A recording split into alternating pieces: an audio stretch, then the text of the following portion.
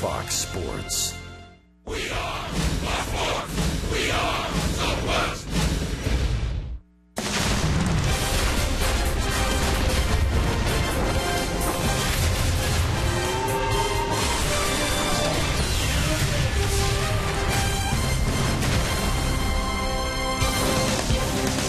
Texas Rangers baseball is presented by AT&T Uverse TV. Just down below I-70 here east of Kansas City, you find Kauffman Stadium. It's the scene of tonight's game between your Texas Rangers and the Kansas City Royals. And welcome in, everyone, along with Tom Graves, Steve Busby. Glad you joined us for this Wednesday night of Rangers baseball. Rangers wrapping up a long 10-game road trip tonight, and they look to get back home tomorrow night on a winning note. And tonight they'll have to take on the Royals, who've been playing pretty well. But the Rangers have a couple of guys in the lineup that have been playing extremely well. One of them walking wounded, and that's Alex Rios. You know, Buzz, for much of the first 4 months of the season, Alex was in the top 10 in hitting well over 300. Went into a little bit of a free fall. A lot of it is tied to that injury that he's got on his thumb. And I give Alex a lot of credit. He's not complaining about it. He's doing his best to play through it. But you can see him cringe when he hits a ball off the end of the bat or a ball off the handle, but he's battling through it. And hopefully he'll be able to finish strong. And if last night is any indication of what September holds in store for him, it'll be pretty good. He had a double off the wall. Later in the ball game, a single up the middle, and after that, he had another base hit to right field. So 3 hits for Alex in the ball game. And hopefully Alex, in spite of that injury to his thumb, will be able to finish strong in the month of September. And the Rangers would love to see Alex heat up tonight and get the rest of the ball club going along with him. They've had trouble scoring runs, especially against these Kansas City Royals. So Nick Tepesch, his first start in front of his hometown crowd, will be on the hill tonight. Rangers and Royals coming up in just a few moments from Kauffman Stadium. We'll be back with more right after this on Fox Sports Southwest.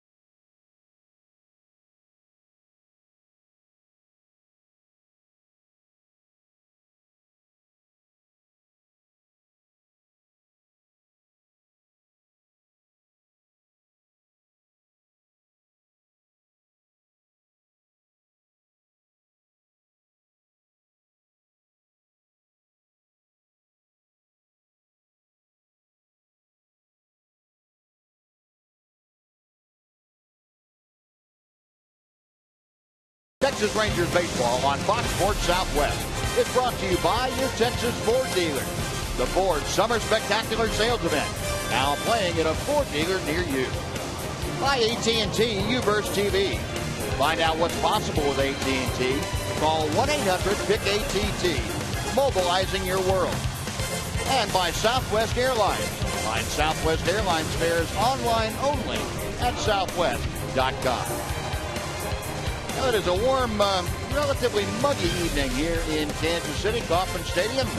Clear skies overhead, a gentle breeze blowing out toward left field. We'll come back with the starting lineups and the first pitch of the final game of this series right after this on Fox Sports Southwest.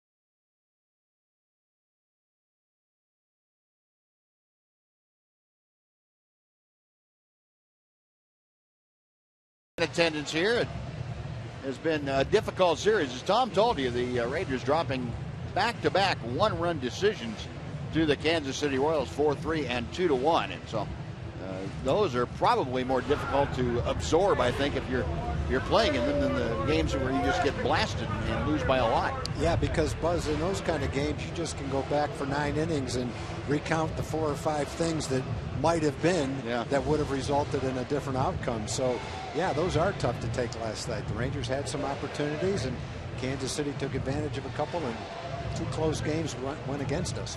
And, Adrian Beltre said, the thing that he is concerned about with the younger players coming up and playing, now you have a few more in September, is that he doesn't want anybody on this team to start accepting the idea that losing is okay.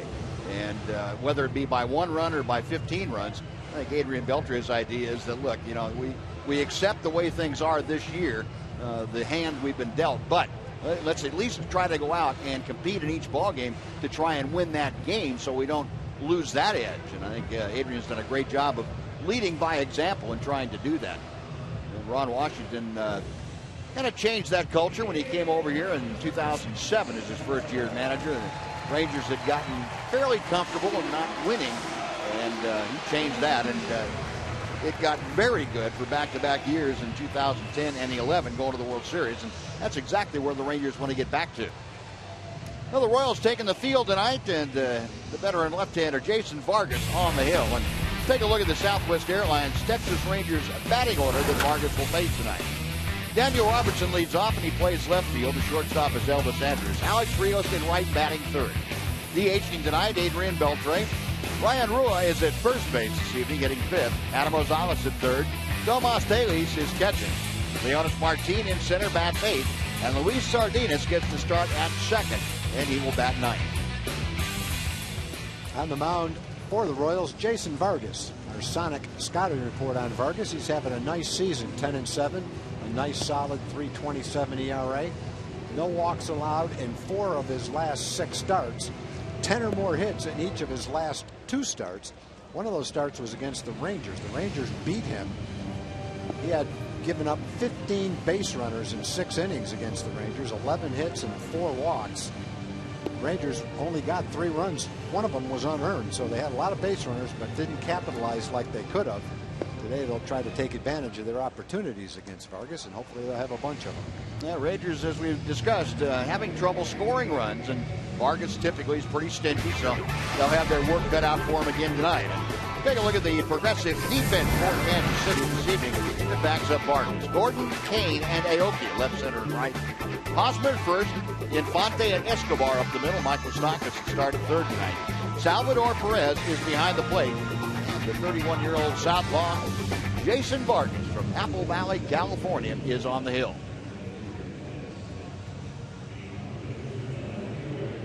So Vargas having a solid year here in the with the Kansas City Royals this year. Signed a 4-year contract in the offseason. Come over here and be a mainstay of the pitching staff, and he has held up his end of the bargain. Daniel Robertson to start things off. Daniel steps in at 296. And the first pitch of the game is a strike on the inside corner. Daniel, no home runs, but he has driven in 17. Both cornermen up for the Royals, and the pitch is lofted to right field. Aoki moving to his right back a couple of steps, makes the grab, and Daniel Robertson skies out. And that's how we get things started here tonight. 84 degrees at game time. The heat index up there a little bit at 94. Humidity up in the upper reaches. Wind out of the south about 10 miles an hour, and it's drifting from the right field corner out toward the left field corner.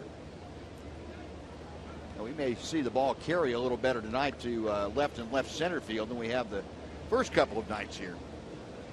Here's Elvis Andrus. Elvis, a 264 average. And Vargas' first pitch is just a bit low for ball 1.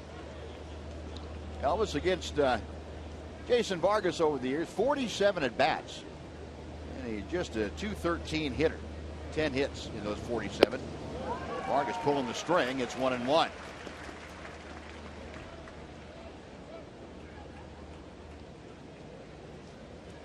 Vargas missed 3 weeks earlier in the season. He had an appendectomy. He's made the most out of his 25 starts with 10 wins. And pretty much we'll say the same thing tonight that we said when Vargas was pitching against the Rangers in Texas. He's kind of the definition of a 3rd or 4th starter on a good team, a guy that if he stays healthy can give you 200 innings and win 12, 15 ball games, somewhere around in there. It's kind of the type of pitcher he's been in his career. And Elvis pops up the next pitch. Eric Hosmer, the first baseman, coming down the line, makes the grab, and Elvis is out. 2 gone. Alex Rios will be next. Vargas is not a hard thrower, but he still depends on his fastball to set up his changeup. That's a real good pitch for him, and a curveball. He'll try to throw the fastball into the right-handers to kind of keep them off that changeup that he likes to sink away from the right-hand hitters. And when he's on his game, he can tune up some gems.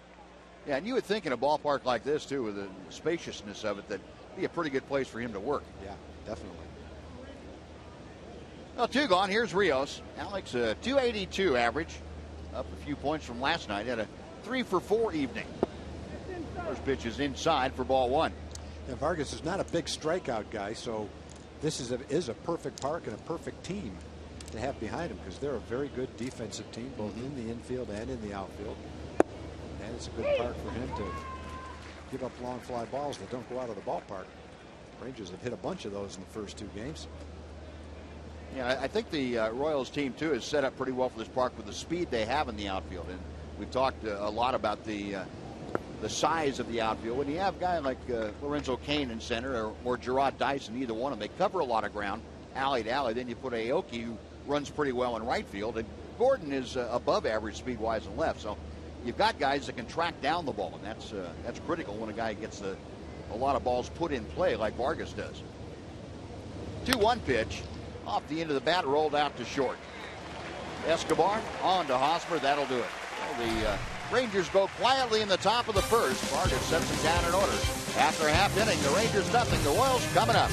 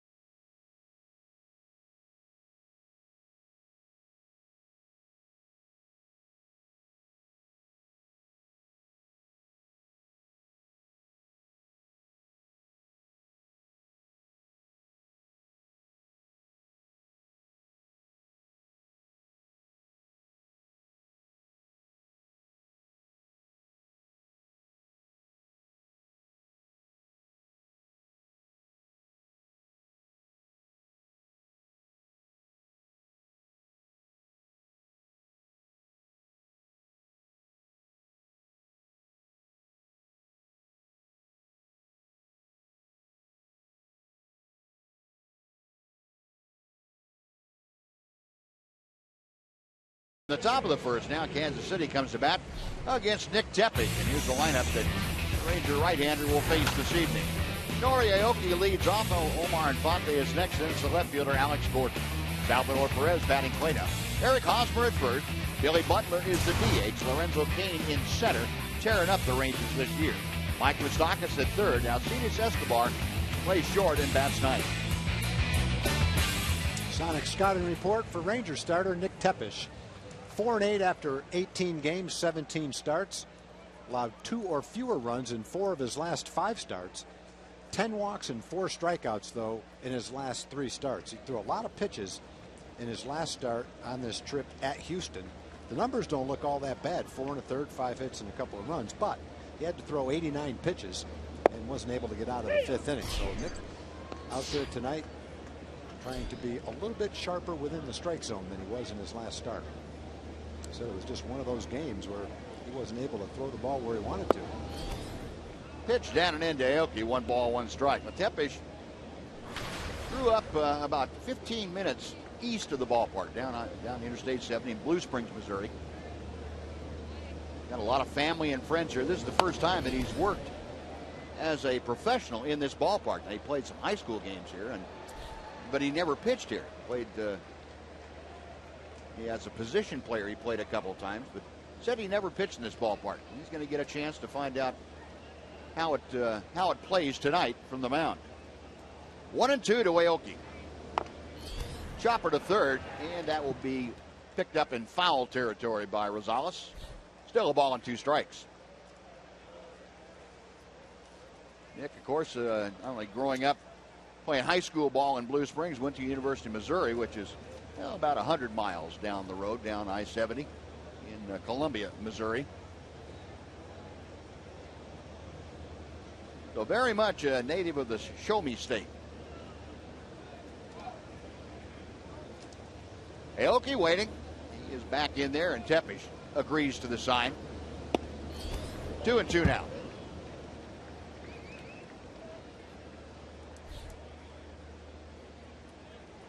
Aoki this year, going back to the start of 2012, actually, got 96 infield hits. That's amazing. Over three seasons, almost 3 full seasons now. They've got 2 guys like that. And there's another one why you would put him in that category. And he made that a tough play for Rosales. But Adam makes the play, and that's out number 1. The other guy that's like that is Escobar. Escobar's got a ton of infield hits as well. And let's take a look at the rest of the Ranger defense, delivered to you by Fred Loya Insurance. Outfield this evening, Robertson, Martin, and Rios left, center, and right. Ryan Rua at first. Luis Sardinas playing at second base. Elvis Andrus the shortstop. You saw it. Evan Rosales getting the start at third, and Tomas Haley's is catching. Now Omar Infante, and Tepich's first pitch is a bit high. 1 ball, no strikes. Infante at 256. 6 home runs, 59 runs driven in. He's been in a little bit of an offensive funk of late. Takes a strike to even the count. He does have a 4-game hitting streak going. 5 for 17 over that streak. 1 for 4 in last night's game. Tepish just missed the outside corner. Field and Culbreth, the crew chief, calling the balls and strikes tonight.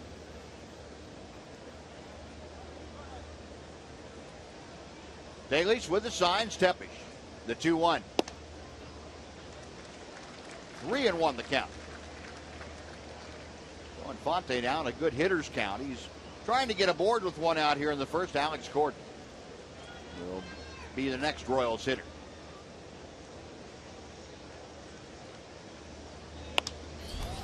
In the air to left field. Robertson backed up a few steps, now trots back in a couple of steps. That is out number 2. Infante got it down just toward the end of the bat a little bit.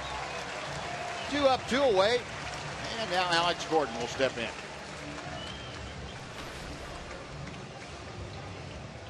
Gordon 2 for 6 with a home run against Nick Tepish in his career. Gordon, a .278 hitter overall, 18 home runs, 63 RBI, and the power numbers either the tops or tied for the tops on the Royals team.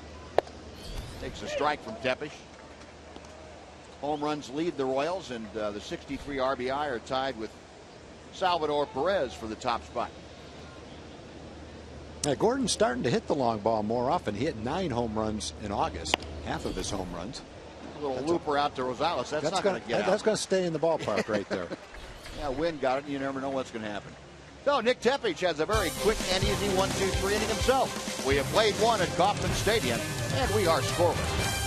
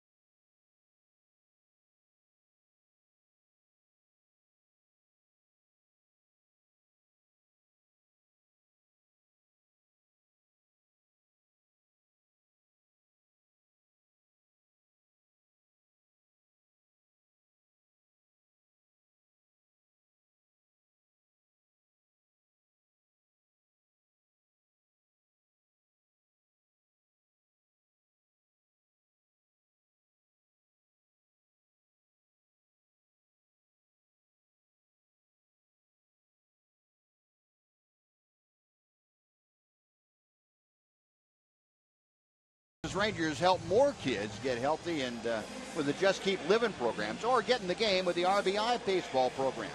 Make a donation to the Texas Rangers Baseball Foundation. You can do that today at texasrangers.com/foundation.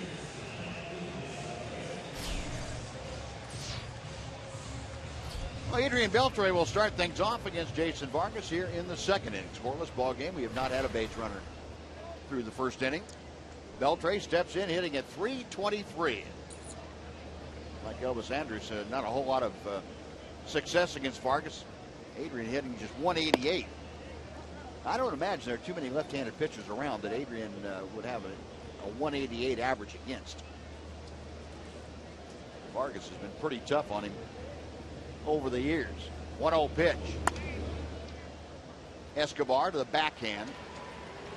And a high throw, safe at first base, as Hosburn not able to get the tag on Beltre. And Adrian, in an effort to elude the tag, went into fair territory, and that's okay. He wasn't making a move towards second base. First base umpire Alan Porter right on top of things, and Adrian taking advantage of the error. Now, there'd be no reason for him to go towards second. He's just getting out of the way, and it just brought him towards second base. That rule is if a ball goes over the first baseman's head and the guy says, "Ooh, I'm going to go to second," and then realizes he can't. Now you've made a play towards second. Yep. But Beltre was not going to second. He was just trying to avoid the tag. He did a pretty good job of it. Well, the Rangers get a base runner on the air, and now Ryan Rua takes first pitch inside for ball one. Easy play for Escobar. He just kind of took his time and showed his arm off and sailed on him. That's the 86th error of the year for the Royals. Uncharacteristically, they've had 4 now in this series. 2 balls and no strikes. Rua, 4 out of 19 since being called up from AAA. That's a .211 average. Hit safely in 4 of his 5 starts, trying to make it 5 out of 6 here tonight. Makes that Vargas pitch at the knees, 2-1.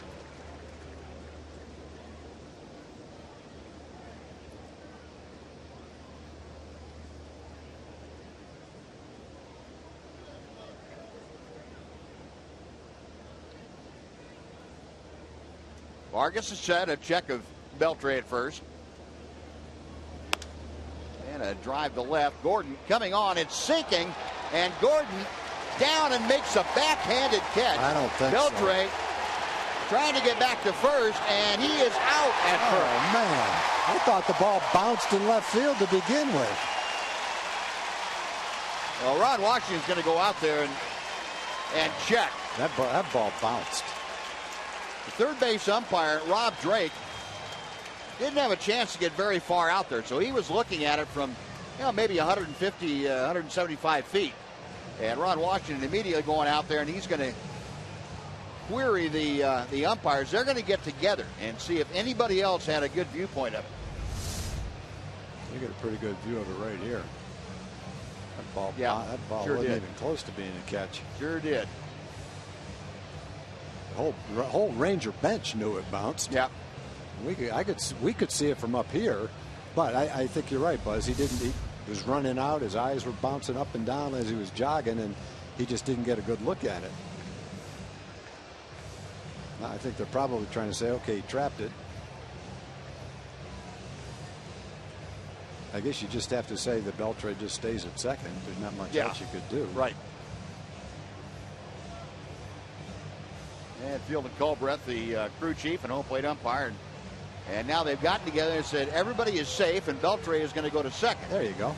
So first and second, and that won't be a challenge in any event. It was an umpire consultation, if you will, with each other. So first and second now with nobody out.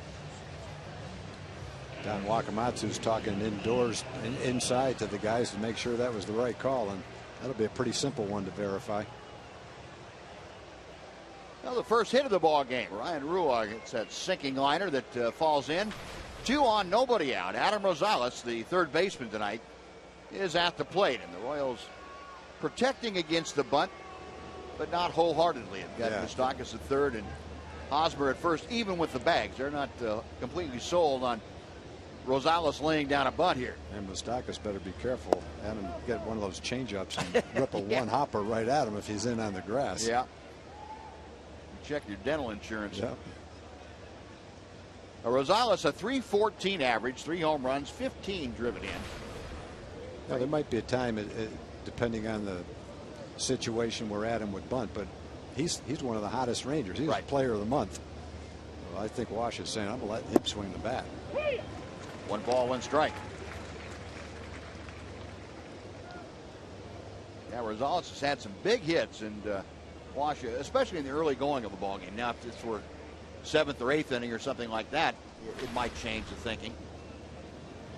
See Rosales with runners in scoring position, one of the best on the ball club this year, 364. Fouls that pitch back, and the count moves to 1-2. One thing that's hurt the Rangers in the first 2 games of this series have been their propensity to hit in double plays. Yep. There've been a number of double plays the Rangers have hit into. 6 of them. 6 of them. That's a pretty good number in 2 days. That's about the best way you can kill a rally is hit into a double play. Vargas a check of the runners, the 1-2 to Rosales. Call strike 3. Well, he crossed up Rosales in both pitch selection and location, and Adam couldn't pull the trigger. Another good pitch by Vargas, trying to throw the fastball in, and he makes just about a perfect pitch. Barely touching the inside corner. Threw it exactly where he wanted to. Jack in the Box pitch tracker showing you the location of that. Almost impossible to swing at it and expect to get good wood on it. So 1 away now, still 1st and 2nd. Tomas Taylor, the switch hitting catcher, is up there. And Vargas drops in a breaking ball. Taylor 6 out of 24 since coming up to the big club. That's a 250 average. He's driven in 5, and he's been doing a very good job behind the plate and taking some playing time from Robinson Chirinos. Ground ball into the hole. They go to second. They get 1. The return to first, not in time. Taylor's able to leg out the back end of that double play attempt, but just barely. That's about as quick as you can turn it. As a second baseman, Omar Infante, that ball barely touched his glove before he had it redirected toward first base. But it was hit slowly enough to where that's all he could do. We'll take another look at it and watch how quickly the second baseman gets rid of the ball. Almost turned it. Man. That's always amazed me how some of those middle infielders, particularly second baseman, can do that. Doesn't even look like they touched the ball, and it's like you said, Tom, it's redirected more than anything else. That's right. Wow. So 2 outs now, runners at the corners. Leonis Martin moving from the top spot down to the 8th spot with a left-hander on the mound. A chance to get the Rangers on the board. Take strike 1 from Vargas. Martin this year a 270 average overall. 6 home runs and 35 RBIs. He's got Beltre at third, Tatis at first. 0-1 pitch. Broken bat sawed him off, and a little looper down to Moustakas. Boy, that is a major league jam shot. Well, the Rangers can't do anything with 1st and 2nd, nobody out. They strand 2 on a hit and an error after 1.5. No score in Kansas City.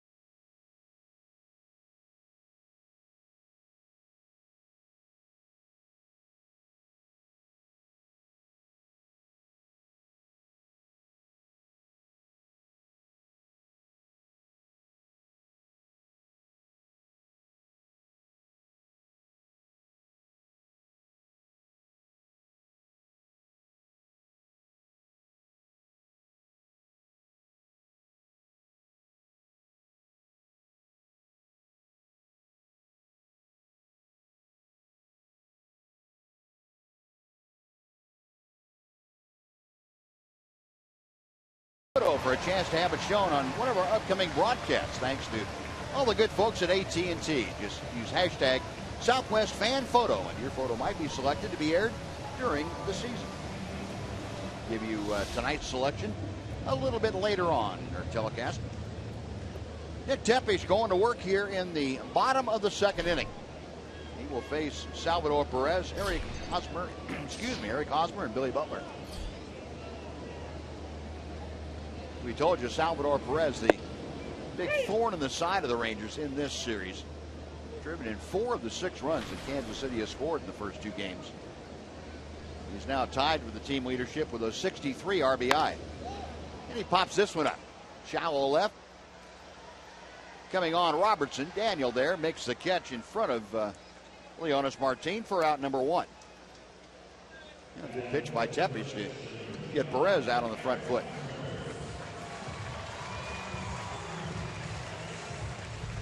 Now Eric Hosmer will come up.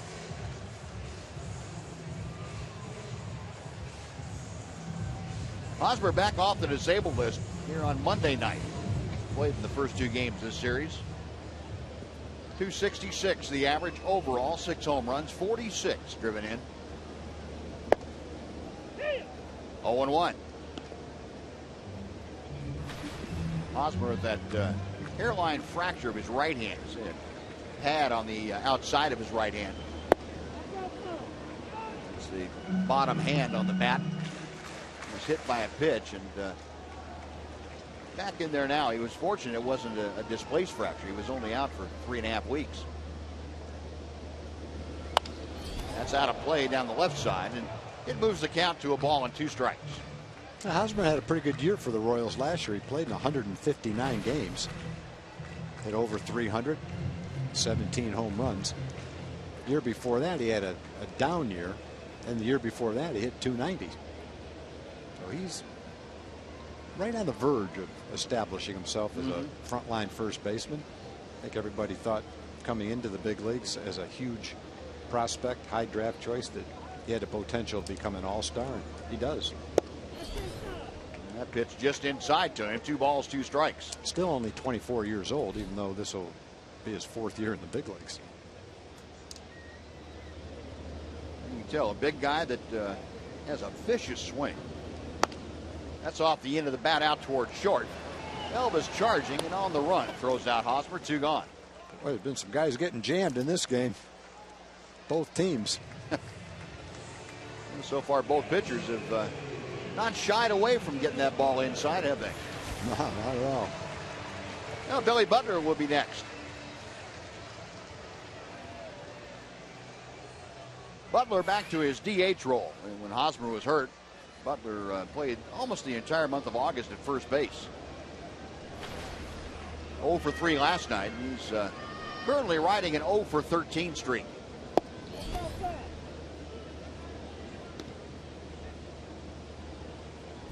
Butler moving up the ranks in all-time Kansas City Royal history offensively. Takes that pitch for a strike. He's currently 7th with 127 career home runs.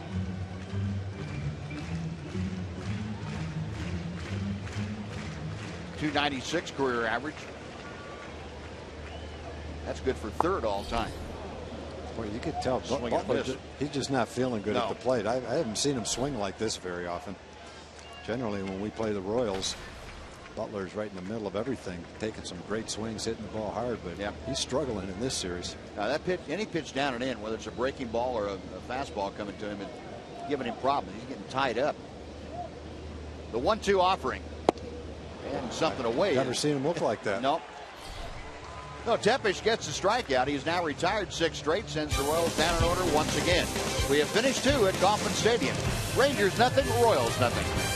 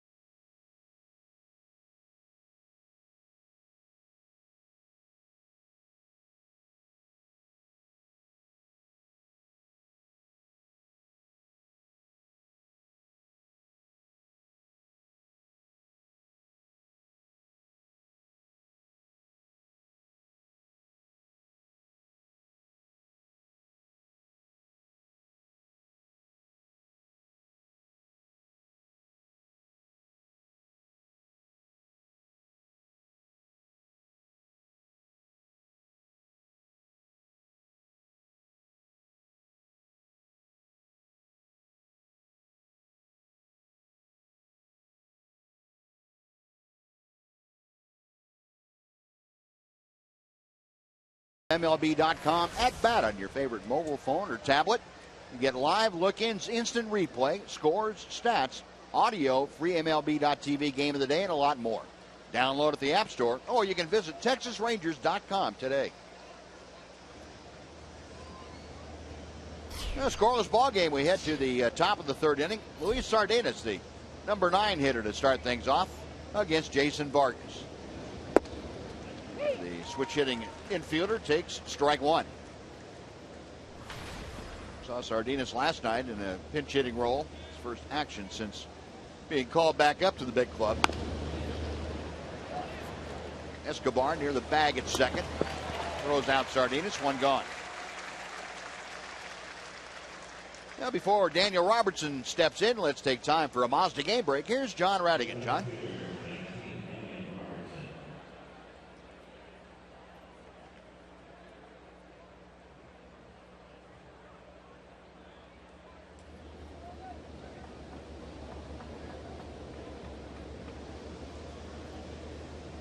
All right, John, thank you. Yeah, there's a lot of scoreboard watching going on up here. And that has the interest of the fans just as much as this ball game does it's being played on the field. Robertson takes strike one. Daniel fly ball to right as he began things here this evening. Daniel, a .294 hitter as he faces Vargas. And pitch inside. One ball, one strike. Daniel last night had his career best 7-game hitting streak snapped. Took an 0 for 3, although he did have the lone RBI for the Rangers. 2-1.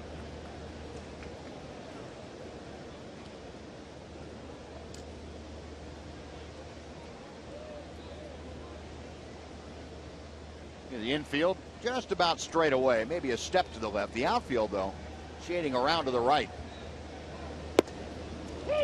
Vargas taking a little bit off and got the outside corner. 2-2 now. Vargas originally wanted to go to college at LSU, played 1 year down there, and then transferred back to the West Coast. There's a drive into left center. That is up the alley, and it is going to be cut off by Kane, but not before Robertson can motor into second base with a 1-out double. Daniel continues to get the job done. Came into the game hitting .364 over 8 games. Had a 7-game hitting streak snapped in last night's game. Well, he starts another one right now with it. Gets a good fastball to hit and takes advantage of it. If that ball could have rolled a little bit past Kane to the wall, it might have been a triple. Yeah, I thought when it left the bat getting in there that it was going to get to the wall, but Kane able to get it over there and cut it off. So Robertson at second now after that 1-out double. Here's Elvis, who popped out to first in the first. He takes a knee-high strike as Gilda Culbreth delayed his call. It's 0-1. 263. Elvis's average. Took an 0 for last night. And he's on the downside of a little bit of a slide that he has going. Just 9 for his last 50 over the last 2 weeks of play. Lays off that big curveball. 1 ball and 1 strike.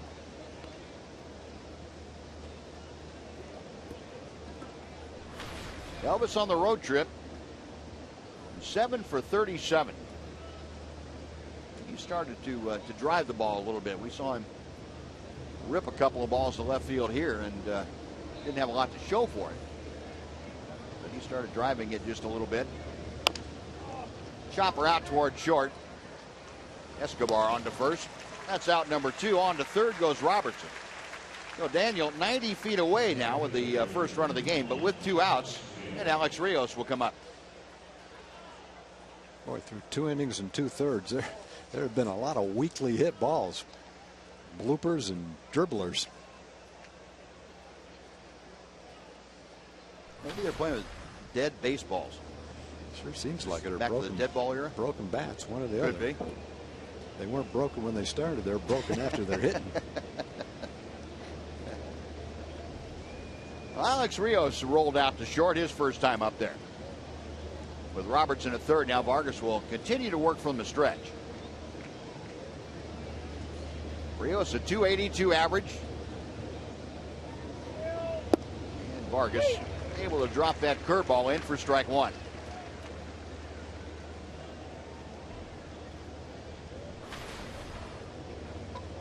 Alex 5 for 10 in his last 3 ball games with an RBI, pair of doubles. So he has found a couple of gaps. 0-1 pitch. Vargas, very subtle changes of speeds, and you know when he's on, and it looks like he's on right now, he has a lot of hitters that are just a little bit off. You talked about the jam shots, Tom, and balls off the end of the bat, and pretty tough when he's throwing the ball well to center it up on the good part of the bat. Yeah, and I think the key for him is to be able to locate that fastball to the right-hand hitters on the inside corner. He's already gotten a big strikeout that way, and some balls off the handle. Down and away, the swinging strike 3, and the Rangers again are gone in the third. No runs a hit, and 1 man left after 2.5. No score from Kansas City.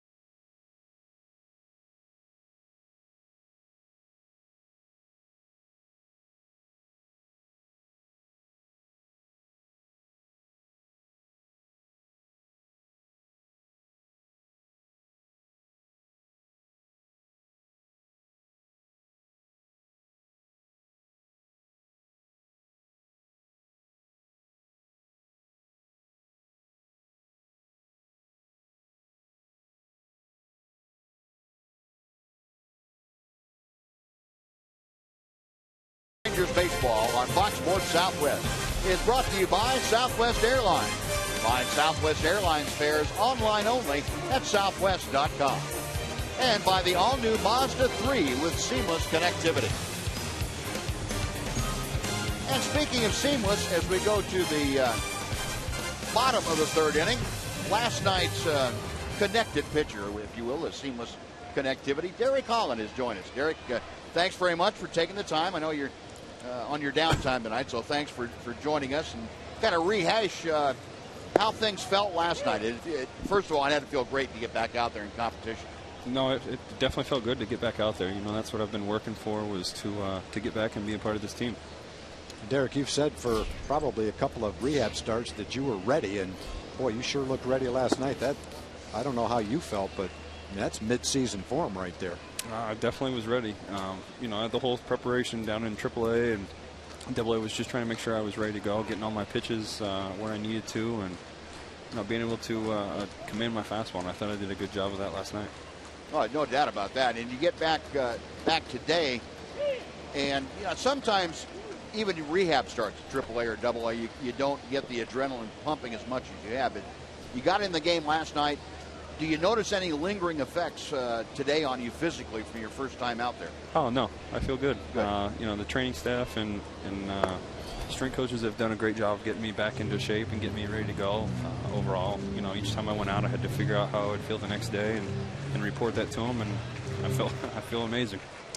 Derek, it was pretty obvious that Briggs Berry means a lot to you and played a part with his name on your shoes, and you wrote his name on the back of the mound. Did you have a chance to talk to him today by any chance? Yeah, I got to talk to him a little bit. Everything's going well for him. He's definitely improving each day, which is a blessing and amazing to hear. His mom's been in touch with me as well, keeping me informed with everything. I got the update last night that he was really into the game, and that was awesome to hear. I mean, that put the smile on my face for sure. Now you're bearing down in the game, obviously, and concentrating on the hitters. Was that in the back of your mind at all? Yeah. I'm. It was there, but the main thing is, I want to make sure I was doing everything I could to help my team to win. But at the same time, yeah, that was definitely in there. And every time I would make a pitch, if I felt like I was getting a little tired or anything at all, I just kept thinking about, hey, this is nothing. You got to keep pushing yourself. Well, that's great motivation. That's a super way to look at it. And I can't think of a better way to honor a young man than what you were able to do last night, Derek, to show what the courage of battling something like that is. That's fantastic. Yeah, I mean, he's inspired a lot of people, not only myself, but everybody that's got to hear his story as well. I think it's been something that's moved a lot of people. And like I said, he gave me a really good, how you want to put it, lesson on learning how to live life to the fullest and enjoy everything you get. Buzz, when we played, which was a long time ago, the rookies wouldn't be flicking sunflower seeds at the veterans. I'll tell you that. It's unbelievable. You got to play in the big leagues for a couple of months to be able to do that. Well, he just happens to be my roommate, so it's okay. I'll make sure I take care of that when he gets back. He'll deal with that. Deal with that. There is a little bit of a hierarchy in a big league clubhouse, Derek. You should know that, because I'm sure you paid the price when you were a rookie. Did I ever? Thank you, Darren Oliver, Kevin Millwood, Eddie Guardado. Well, now it's your time to repay. I'm trying. Oh, there's more. If you need any video evidence for the Kangaroo Court, we can give it to you, so just keep that in mind. Yes, please. Let's keep this out there. Derek, last night some of your best pitching came in the 6th inning and 7th inning after leadoff doubles, and you faced tough hitters with your best stuff. That had to be gratifying to save your best stuff for the last 2 innings. Well, it's just kind of like we were saying before, is I got to continue to stay motivated with every pitch that I was doing. Situations were getting tough, but I kept telling myself, hey, you just make these pitches right here, these guys are going to make the plays for you, and they definitely did that for me. Good job. Did you find at all, Derek, last night that you had to knock a little rust off as far as your thinking your way through a ball game? A lot of things get to be automatic, and it didn't look like you had any problem with it. Did that pop up at all? No, I felt like I was prepared. That's one of the things that I was watching a lot of was Game 4 of the World Series. I was visualizing from that, just watching and getting ideas and putting the mental preparation into it to make sure that I stayed focused with all that. Anytime I would run into a big situation, I wanted to make sure I stayed pretty calm about it. There you go. There we go. Those two guys ought to prepare for the games they're playing in as much as they're preparing to get a hold of Derek Holland in this interview. I'll tell you that. Unbelievable job. I'm getting wet. I've got ice cubes. I've got sunflower seeds, and I've got some gum. That was just the small ice bucket challenge there. That's good. Good, it wasn't the whole thing. Yeah, I've already did that, so I'm ready if I have to do some more. And I just got out of the cold tub not too long ago, so. That is going to be a problem. Escobar into second base, and there's the first Royals hit of the night. 2-out double by Alcides Escobar. There's not much that Daniel could do on that. He was shading Escobar over around toward left center field, and he just hit a little blooper that plopped in down the line. Daniel just had too far to go to try to get to that ball. Hey, Woody. Yeah, we'll take a look at that where Daniel started and where he finished up. He had about a 50-yard run to go. But Derek, we won't keep you. I know you want to get back and have a chat with your roommate and some other folks down there in the dugout. Nice of them to let you to do this unmolested. Yeah, tell me about it. I never got bothered once through this whole interview. No, I noticed that. Well, thanks for joining us. Appreciate it. And again, congratulations on last night. Even though the ball club didn't win, you had a super outing, and happy for you. Well, I do want to say one thing, though. Okay. Also, thank you guys for giving the shout out to Briggs and everything, and keeping his family informed and into the game as well. So I appreciate what you guys did as well. You're very welcome. That's thanks, our pleasure, Derek. Thank you, guys. Appreciate it. Take care.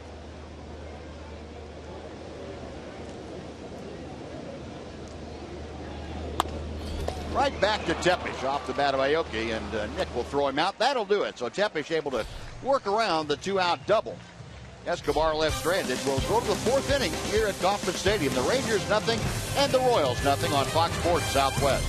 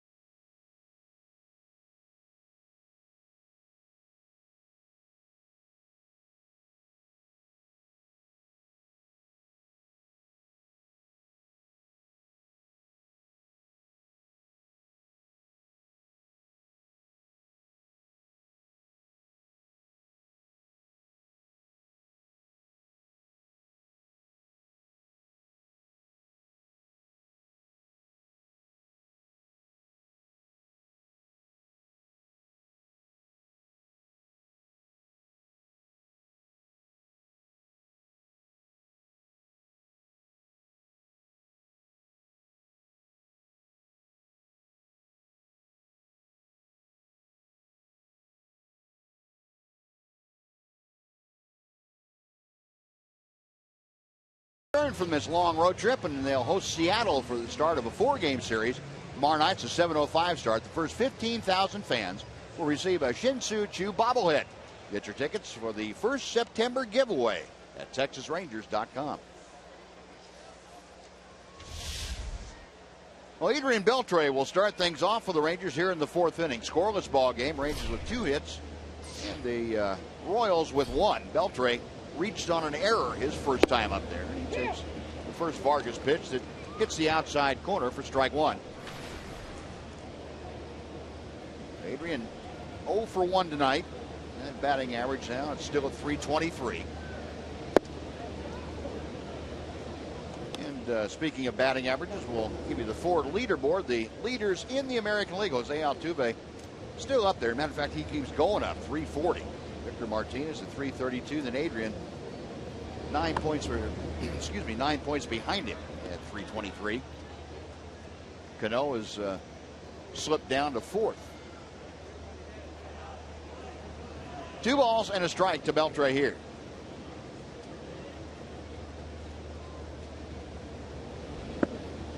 And that pitch is low. 3 balls and a strike. So Adrian trying to get aboard again to lead off an inning. He did so in the 2nd. He'll be followed by Ryan Rua. Our Jack in the Box pitch tracker showing you the dispersal of those pitches.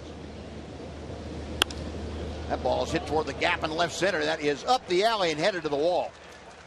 Beltre into second base, a leadoff 2-bagger. Well, the second double for the Rangers tonight. Daniel Robertson had a 1-out double in the 3rd. Now Adrian Beltre begins the 4th with his 27th double of the year. Well, the Rangers had 2 men on in the 2nd with nobody out. The double you mentioned in the 3rd, and now a leadoff double here in the 4th. And in Arlington, Vargas pitched and had 15 base runners in 6 innings, and the Rangers only could get 3 runs, 2 of them earned. They need to start taking advantage of the opportunities. They're getting the men on. They're just not getting anything after that to bring them in. Adrian Beltre increasing his hitting streak to 20 consecutive games against Kansas City. Beltre out there at second, carrying the first run of the game for the Rangers. And Ryan Rua 0-1 after the foul ball. Rua had that sinking line drive single to left field. That was the first Ranger hit of the night back in the 2nd.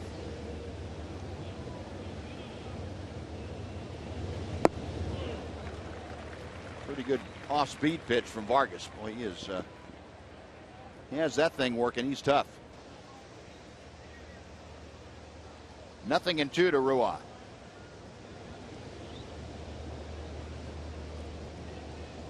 Salvador Perez, the series of signs. Now Vargas ready. Off the end of the bat out towards second. Beltre hesitated because it was a looping drive, so he couldn't get a great jump. And by the time he realized it was going to hit the ground, it was too late. As Infante had the ball, and had Beltre tried to advance to third, he would have been thrown out from here to Grandview. You have to make your determination right off the bat, and when you see the ball hit in the air like that, your first reaction is to stop and go back so you don't get doubled off second. You're right, Buzz. By the time you see that it's going to bounce, it's too late to go to third.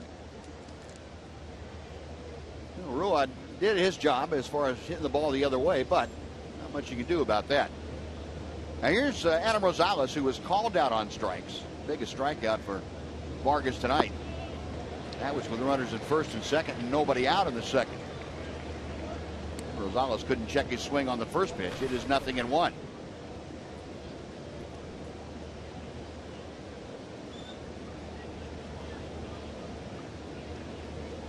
Adam on this trip, a .250 hitter. He's gone 7 for 28. A lot of playing time for him, and he has responded very well.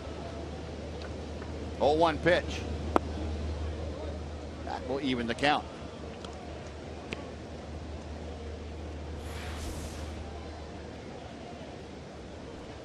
Tom mentioned to you that Rosales, the Ranger Player of the Month. Adrian Beltre, twice the Ranger Player of the Month this year. Rosales hit .352 in the month of August. In the air to right field. Aoki setting himself to make the catch. He does, and gets rid of it quickly. Beltre staying at second. Out number 2. Well, one thing, after the Rangers do get the men on, there's not much in the way of a threat coming up after it. Sure isn't. It has been. And I guess that's a credit to Vargas. Yeah. He's making the pitches that have resulted in bloopers and little ground balls. And he's a veteran pitcher and knows how to pitch his way out of jams. Definitely does it against the Rangers anyway. Well, the Rangers tonight already 0 for 7 with runners in scoring position.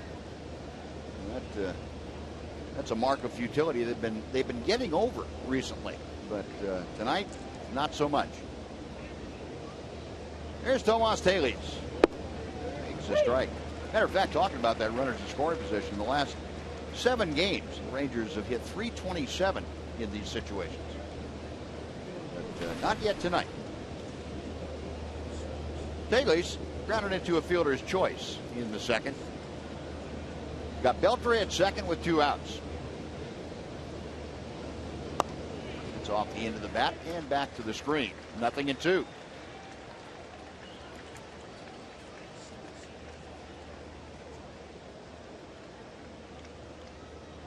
Tomas Taillon, the switch hitting catcher, up there from the right side against the lefty Vargas. Trying to pick up Beltre with the first run of the game for the Rangers.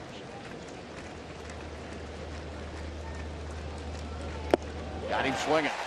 Went up the ladder after a bunch of off-speed stuff, and Taillon couldn't catch up. 3 strikeouts for Vargas. Rangers can't do anything with a leadoff double. Beltre left stranded after 3.5. Still no score.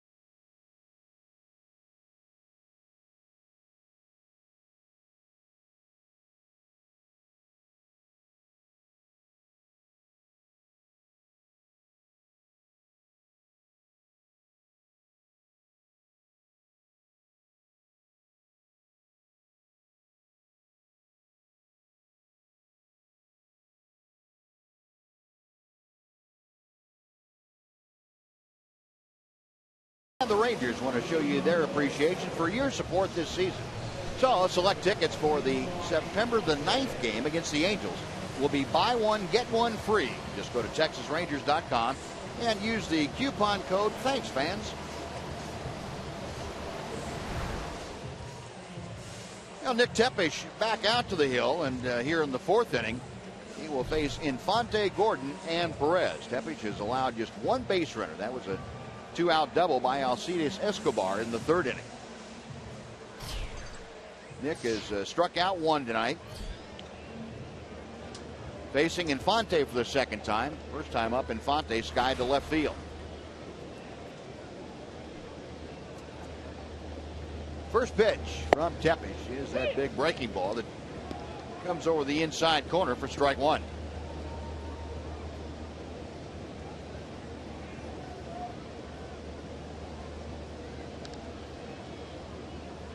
Now Nick back to the plate. 1 ball and 1 strike. Tepesch just 41 pitches for the first 3 innings, plus Omar Infante.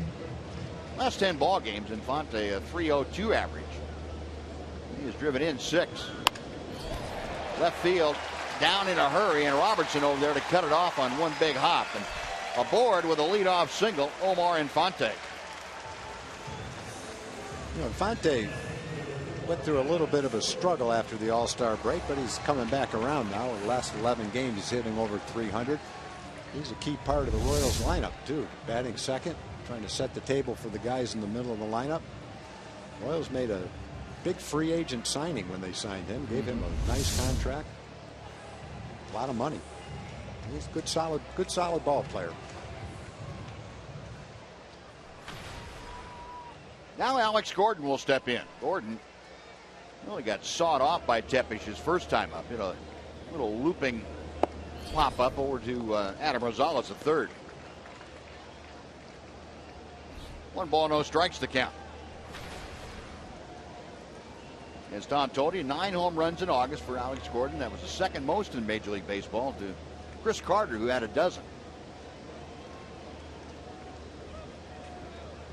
Infante, pretty good lead at first. Tepesch will check him. And he got Gordon to go around on that pitch. It is 1-1.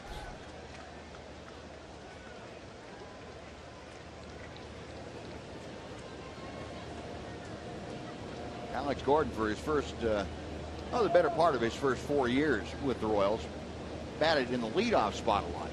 And not your prototypical leadoff hitter, but now that the Royals have gotten Aoki and Dyson and even Lorenzo Cain at times, more prototypical leadoff hitters, they're able to move Gordon down to run producing places in the batting order. And he has responded. He and Perez hitting in the middle of the order, leading the team in RBI with 63. 2-1 the count as Tepesch sets and fires over to first to drive Infante back.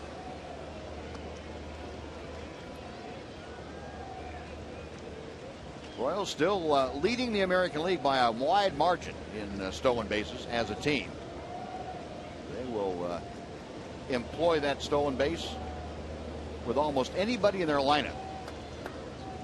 And Tepesch well aware of that. Able to keep Infante close. Infante this year has been successful in 7 of 9 stolen base attempts in the American League. A 34 stolen base lead for the Royals over the Yankees, the 2nd place Yankees. Outside, 3-1. Tepesch now working himself into a bit of a corner. Nick with the leadoff single to Infante has fallen behind Alex Gordon, 3-1. The big run producer in this series waiting to be next, and that's Salvador Perez.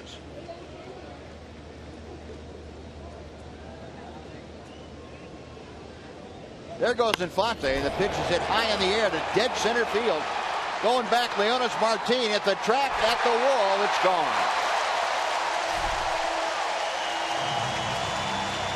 Just to the left of dead center. Alex Gordon's 19th home run of the year, and the Royals lead it 2-0. mentioned that Gordon had hit 9 home runs in August. That's as many as he hit in the first 4 months of the season. And now he's got another one. And his home runs have been big home runs. 13 of his 19 home runs have either tied a game or put the Royals ahead.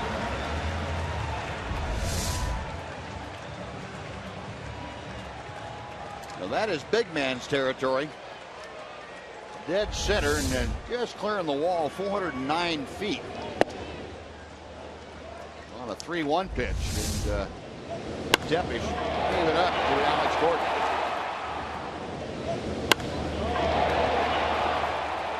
So 2-0 Kansas City. Now Salvador Perez up there. He lines one up the ladder. Goes Adam Rosales to make the catch for out number 1. Now Perez got jammed just a little bit. Semi-looping line drive for the out. Now Tepish will face Eric Hosmer. Hosmer, a soft ground ball to short, his first time. Average at 266.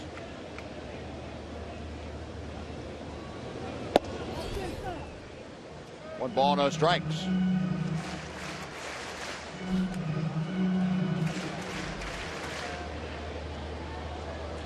Hosmer 1 for 4 in last night's game. Takes high and outside. Gone 1 for 4 in each of the first 2 games of this series.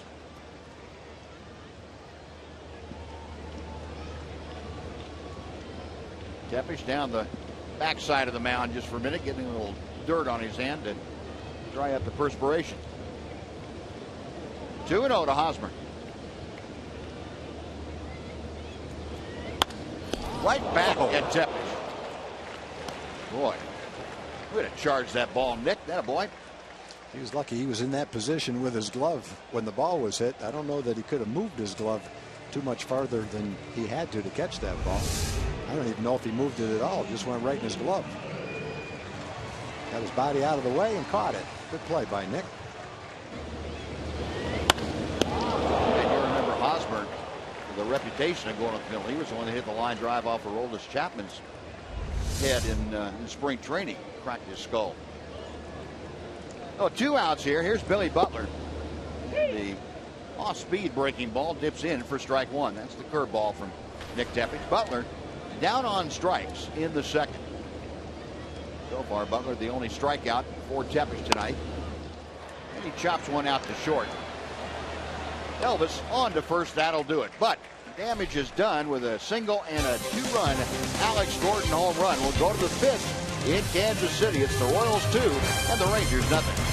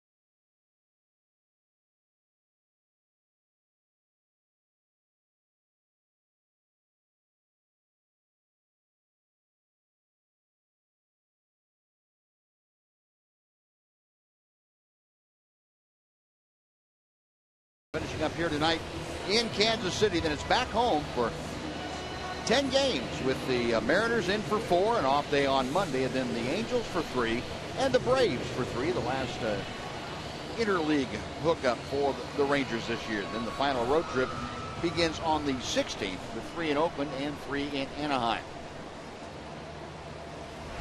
Well, the Rangers now trailing at 2-0. Alex Gordon with his 19th home run of the year, and he has gotten Kansas City on top. Leonys Martin to start off.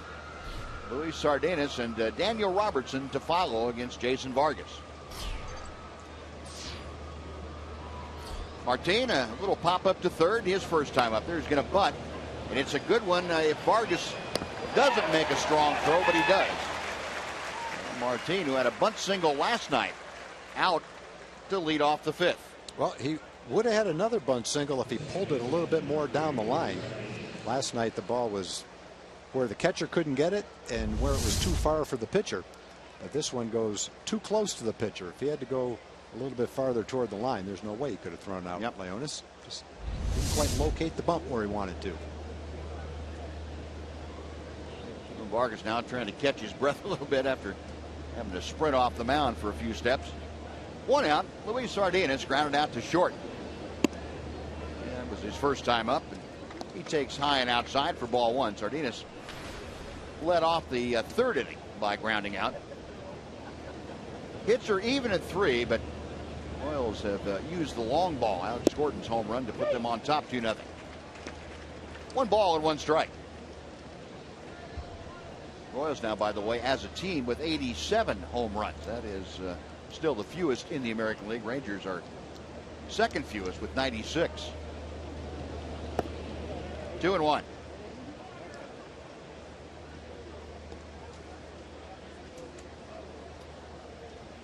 We were telling you last night about Luis Sardinas really finishing up at Round Rock on a hot streak. He was a .379 hitter over the last week of play.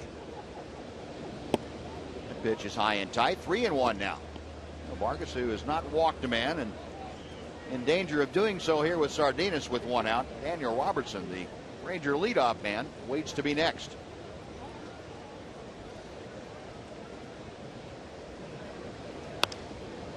Sky to right field. Aoki in a few steps, now backpedals a step or 2. That is out number 2. Well, folks, Whataburger and the Rangers are teaming up to strike out hunger. Bring 2 non-perishable food items to Globe Life Park this Friday and Saturday and receive a coupon good for a free Whataburger while supplies last. All donations will support the Tarrant Area Food Bank and the North Texas Food Bank. 2 gone in the Ranger 5th inning. Daniel Robertson, 1 for 2, steps in. Robertson, a 1-out double in the 3rd inning as he shot one up the gap in left center field.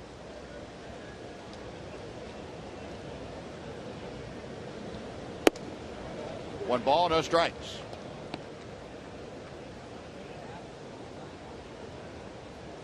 So Daniel now 7 for 19 on this trip. Changeup floats outside, 2-0. And Daniel's got a good eye at the plate too. He's one of the better Rangers as far as being a discerning hitter, swinging at strikes and taking pitches out of the strike zone. Very good at that. Takes that one all the way, and it's 2-1. Not afraid to take a strike like that when you're ahead in the count 2-0 either. Yeah, you hear the phrase, Tom, sometimes that the guy isn't afraid to hit with 2 strikes. Is that an important thing to recognize about a hitter? Well, I think it makes you a better hitter. I think Michael Young was the ultimate example of that. For some of us, though, most guys are afraid to hit with 2 strikes. You want to put the ball in play before you get 2 strikes because you know what might be next. But I think really good hitters aren't afraid to hit with 2 strikes for sure. Yeah, you don't often see a guy strike out with 1 strike on it. No. I guess you learned that fairly quickly, huh? I faced a few pitchers where I knew I was out before I even got to the batter's box, though. That pitch is low, and the count is now full. So with 2 outs, Robertson trying to get aboard to prolong this Ranger 5th. Elvis Andrus will follow in the order. I just feel like it's just self-sacrifice someone's got to make an out. All right, I guess it might as well be me. You know, it's bad when you know that, and you know the pitcher knows that too. Loop to right field. Aoki in and toward the line, makes the grab, and Vargas, for the first time since the first, has a 1-2-3 inning. Rangers gone in the fifth. We played half the ball game. It's the Royals 2, the Rangers nothing.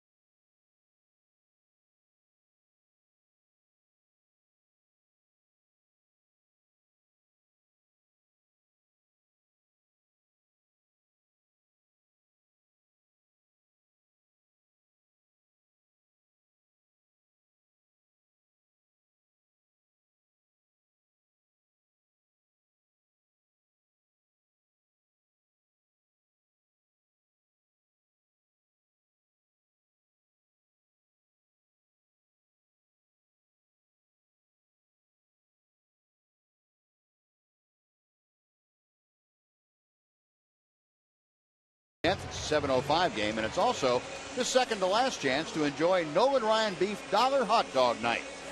Nolan Ryan Beef Dollar Hot Dogs, just $1 each. Don't wait now to get your tickets. Make sure to check in at TexasRangers.com, or you can call 972 Rangers.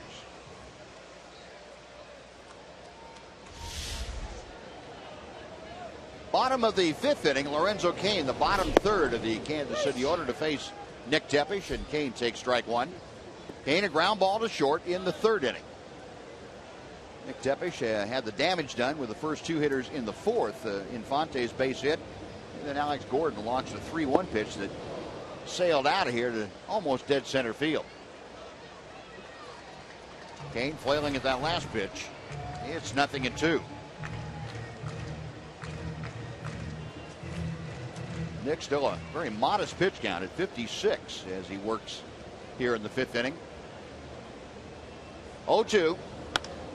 Shot to right field, a base hit. Boy, Cain got a breaking ball that stayed up, and even though he was off balance a bit, able to had enough left to drive it to right. And for the second straight inning, a single leads off the frame for the Royals. You can see Talese telling Nick, keep the ball down. You see his glove right on the ground. So, it's not a terrible pitch, but 0-2, I think he wanted it, as you said, Buzz, a little bit lower than that. Then he might not have been able to get the bat on the ball like that. As it is, you still have to give Cain a lot of credit for that two-strike approach and going the other way with a pretty tough pitch to do that with. And Mike Moustakas taking the first pitch outside for ball one, and Cain at first base, another one of those Royals that you need to keep an eye on. He's third in the ball club in stolen bases, so don't want him to get a walking lead. Cain with 24 swipes in 27 attempts. Tepesch will go to work on him.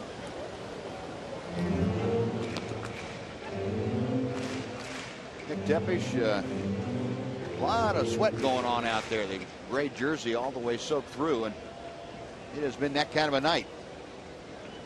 Lorenzo Cain at first. 1 ball, no strikes to Mike Moustakas at the plate.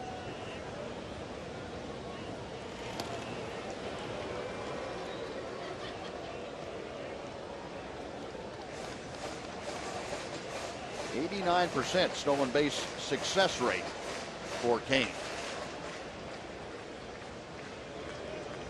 Only one better on the team of the stolen base leaders is Escobar, who's 27 out of 30. 2-0 now to Moustakas. And you need to be careful if you're Nick Tepesch here that you're not worried so much about Kane that you lose Moustakas, who's a pretty dangerous left-handed hitter. He's been dangerous against the Rangers this year. He's hitting .438 coming into the ball game. A limited amount of at-bats, but he's taken advantage of the at-bats he's had against the Rangers. 2 balls, no strikes. Now 3-0. Tepesch now going to have to work all the way back if he is to keep Moustakas off the base paths. Moustakas hitting 8th to be followed by the shortstop, Alcides Escobar.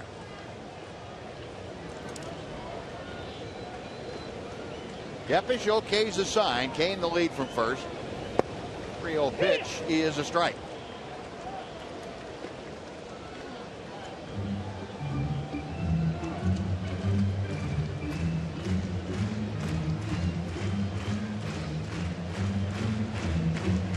Slowing things down a little bit for himself. That's probably a good time to do that.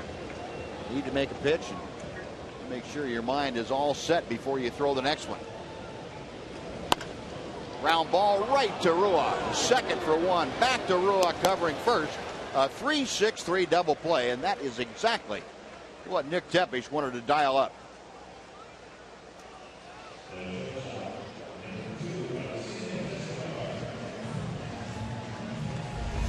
Take a deep breath now. 2 outs and nobody on. Perfect ball to turn a double play. Ryan hasn't played a lot of first base, but he's played a lot of infield, and once he catches that ball, he's got the perfect throw for a first baseman as a middle infielder. Turns that double play easily. No sweat for him.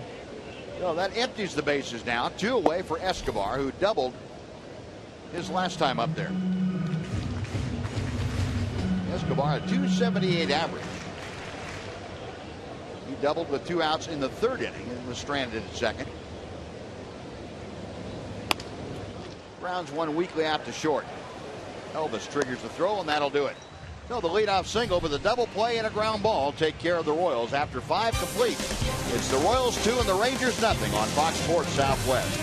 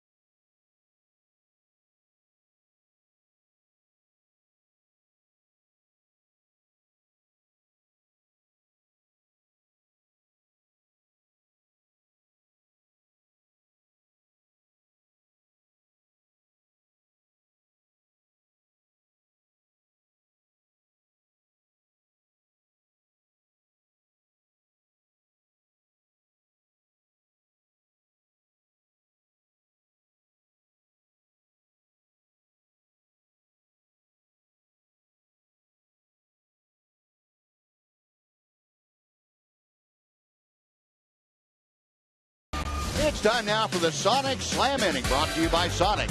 Tonight's jackpot is worth $700 and dinner for 2 at Sonic Drive-In. Tonight, the Rangers are hitting for Gary Bailey from Farmersville. And if a Ranger hits a grand slam this inning, Gary Bailey from Farmersville will win $25,000. You can register at any participating Sonic restaurant. Now, Ranger Red and Ranger Blue. And a little KC mixed in. That's a divided person right there, a divided fan. Conflicted. A couple of them. Conflicted family, it looks like. That's just a very nice family. They want everybody to win. Yep. Hey, you put on the hat and the jersey. If they're different ones, you're bound to be right half the time. You go home happy, that's for sure. Right. One of your teams won. Elvis Andrus leading off, and Jason Vargas' first pitch is a breaking ball through the back door for strike one. Elvis 0 for 2, a pop out and a ground out tonight. 263 the average.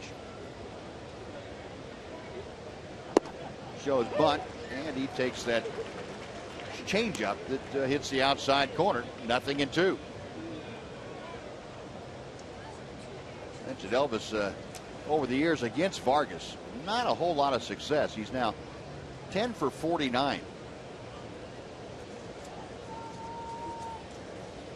0-2 pitch. Now 1-2. The Royals so far 2 runs on 4 hits. Rangers no runs on 3 hits. We play in the top of the 6th inning.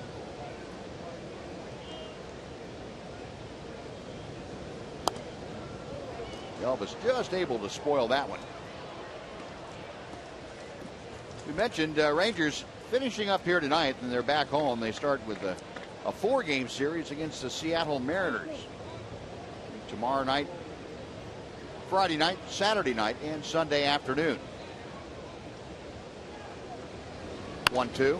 That's hit well to left field. Gordon is going back. Still going back. It's over his head and one hop off the wall. And Elvis again stinging the ball to left field. And he gets a 2-bagger to start the Rangers 6th. Well, Elvis hit that ball even better than the one he hit the other night. That was a little bit more toward center field and just a little bit more on a line than the one that Gordon was able to run down at the warning track the other night. Elvis gets a curveball that hangs right near the center of the plate, and he was able to get out in front of that one, and he had to hit it hard to get it over Gordon's head. Gordon goes back on the ball exceptionally well, but he couldn't get back far enough to catch that one. Oh, let's try it again. Man on second, nobody out. I'm going to do this till we get it right. Second time in the last 3 innings now the Rangers have had that leadoff man at second. And Alex Rios takes strike one. Rios, a ground ball to short and a strikeout this evening.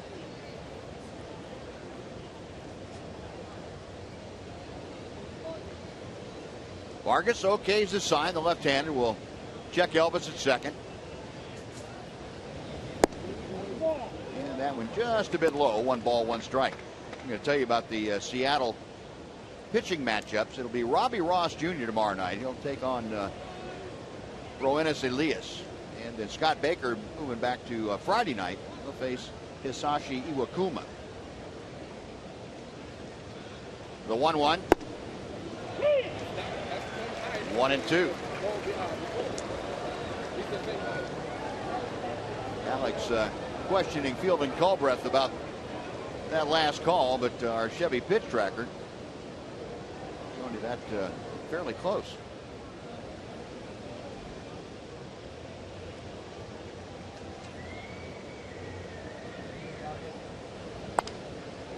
Lofted to shallow center field.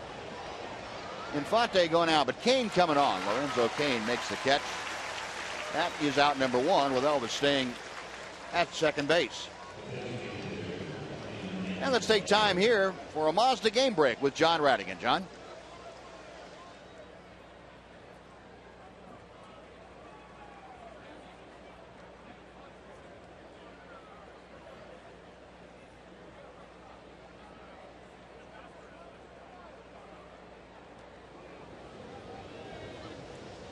All right, John, thank you. Yeah, beat Oakland and John Lester. And Felix had struggled a little bit in his last few starts, but back on track today. There's the American League wild card as it stands right now. Oakland with that 2.5 game lead over the Tigers. For the Tigers with a game lead over Seattle for that second spot. And Seattle 1 game back will be half a game probably. The Tigers are behind 7-0 tonight at Cleveland. Looks like a race that might go down to the wire. Boy, that is too, isn't it? Along with the American League Central. In Oakland, they looked like a shoo-in a month ago to win the division. Now they're going to have to play solid baseball the rest of the way to make sure that they're the wild card. Yep.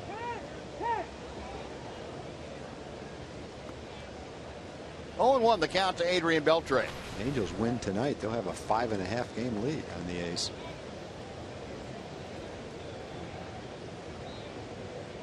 Elvis the lead from second. And Beltre takes the lone outside. Well, that and I believe the Angels and A's are finished playing each other. Didn't they just have 2 series? I don't know. I think they are. The Angels sweeping that 4-game series from. A's are probably glad they don't have to play him anymore. Yeah, exactly.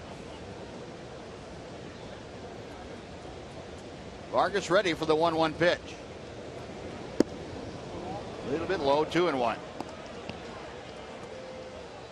Well, again, go ahead, Buzz. I was just going to say, here's one of those moments where you've got a 2-run ball game, kind of games not on the line, but you got the one guy that can do the damage in the lineup up at the plate with a man in scoring position and first base open.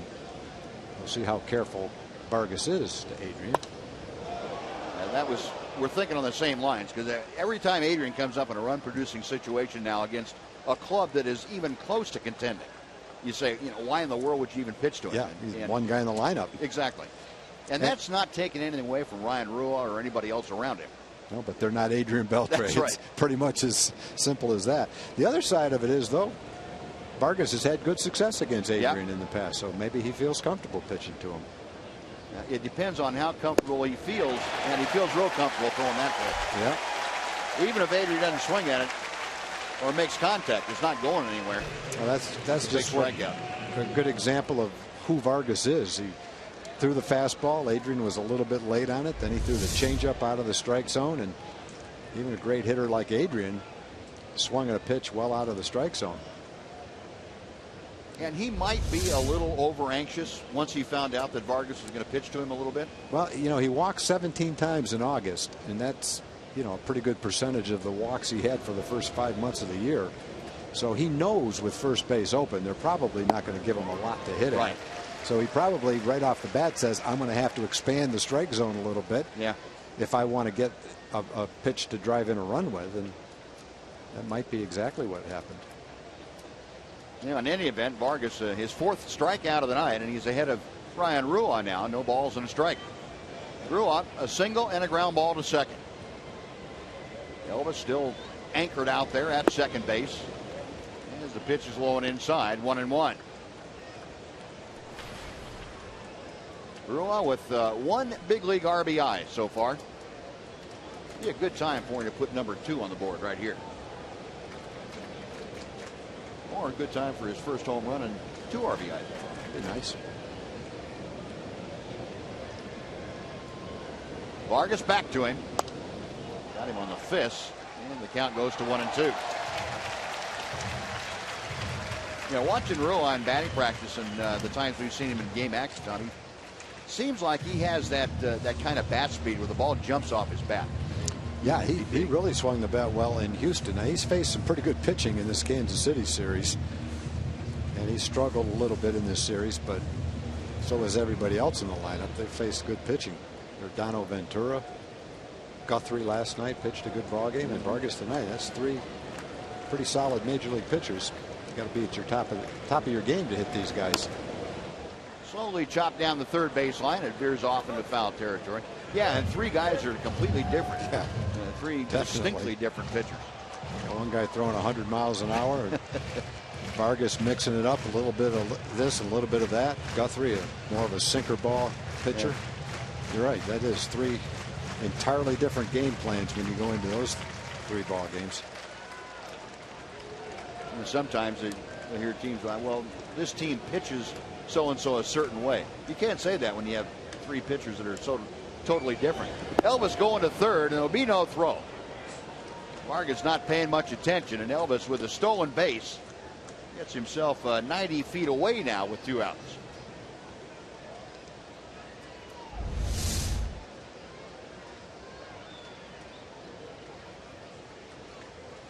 Say, well, why would you do that? Well, first of all, he wasn't taking a chance. He knew he had third base stolen. And now a wild pitch or an infield single or anything like that can score him. 2-2 the count to Rua. Now 3-2. Rua hitting fifth in the order. Adam Rosales following, waiting in the on-deck circle. Ned Yost checking things out from his vantage point. His Royals have a 2-0 lead right now, and Vargas trying to keep it that way. Sets for the payoff pitch. Out of play. We'll try it again.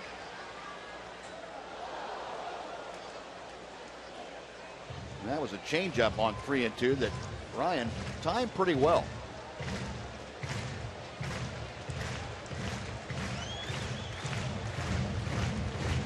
Rua back in, taps the outside part of the plate with the distance into that bat.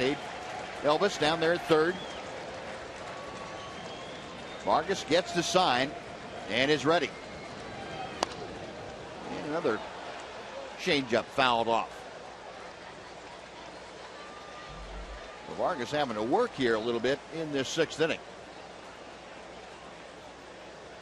9th pitch will be the next one to Ryan Rua. Vargas with 85 pitches for the evening. Left-hander with another 3-2. Fastball lying deep down the right field line, but that slices and goes foul. It's pretty hard to get out in front if you want to have a good chance against Vargas. If you're out in front of his fastball, you're pretty much playing right into his hands. Yeah. Because then he's just going to throw you a changeup and you'll miss it by a mile. So if you can stay pretty well on his changeup and follow the fastball down the right field line like that, it, I think, gives you your best chance. You just can't try to pull him. Another Vargas offering. Loop to left or right center field. On comes Kane. And with that good closing speed, able to track it down. So the Rangers, again, a leadoff double, but leave Elvis stranded. After 5.5, it's the Royals 2 and the Rangers nothing on Fox Sports Southwest.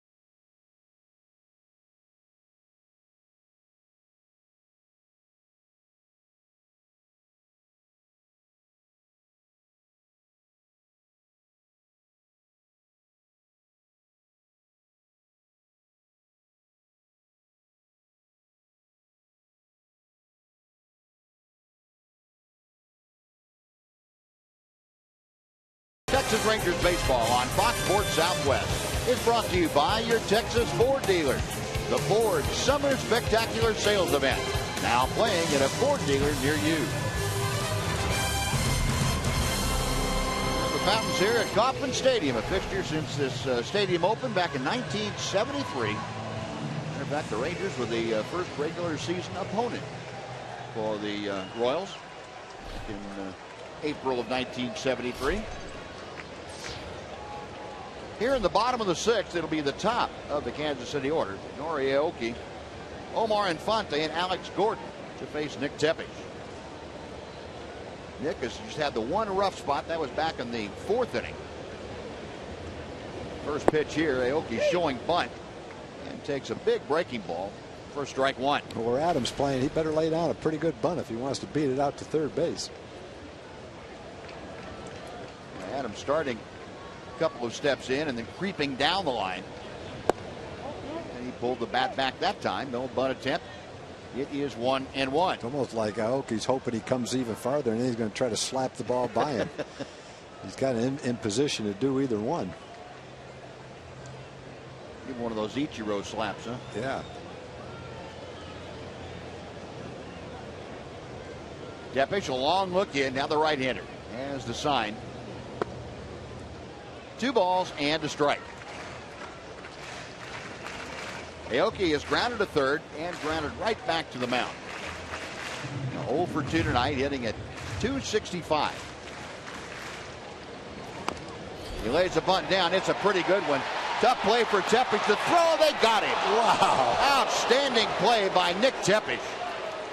To be able to field it and throw all in one motion, and it took every bit of that to just get Aoki by a half a step. I tell you, you beat a bunt out like that when everybody's playing you so you can't beat the bunt out. That's pretty good execution. He almost did it. You can see Adams charging, and he still laid down a beautiful bunt. If it wasn't for that play by Tepish, yep, he beats that thing out. Sure does. Just goes to show you, if you execute, doesn't matter what the defense does. So 1 out, and Nick Tepish really helping his cause out. He said, if you're going to bunt with them playing in, knowing you're going to bunt, you better lay down a good bunt. He did. Omar Infante singled and scored, leading off the 4th inning. And he hits a little looper out behind second. Barehanded by Elvis, and he throws out Infante. I think Elvis kind of overran that the way it spun back a little bit, and he had to barehand it. Nice play by Andrews. I really jammed him, and it is going to come back toward shortstop. Yeah, I think you're right, Buzz. It was easier to, as slowly as it was hit, it was easier to reach back with your bare hand than all the way back with your glove hand. Yeah. So 2 very good defensive plays. Now here's Alex Gordon, who homered to dead central. He's the difference in the ball game. The first pitch is high for ball 1. Our Jimmy John freaky fast delivery. We take you back to the 4th inning. A 3-1 pitch, and Alex Gordon's bat got in the way. 409 feet later, it came down and over the wall in center for the 2-run home run. Jimmy John's freaky fast replay showing you Alex Gordon with his 19th home run of the year. And Tepish in this at bat falling behind. 2 balls, no strikes. Gordon in his other at bat got jammed in the 1st inning and popped out. A little check swing foul ball. 2-1 now.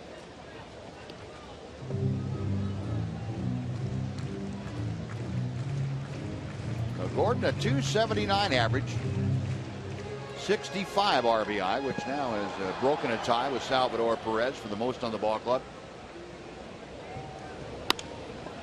It's this one in the air to left field. This one playable, though, as Yandy Robertson backs up a couple of steps. That'll do it. A couple of nice defensive plays. The Royals out in order. We're going on to the 7th inning. It's the Royals 2 and the Rangers nothing.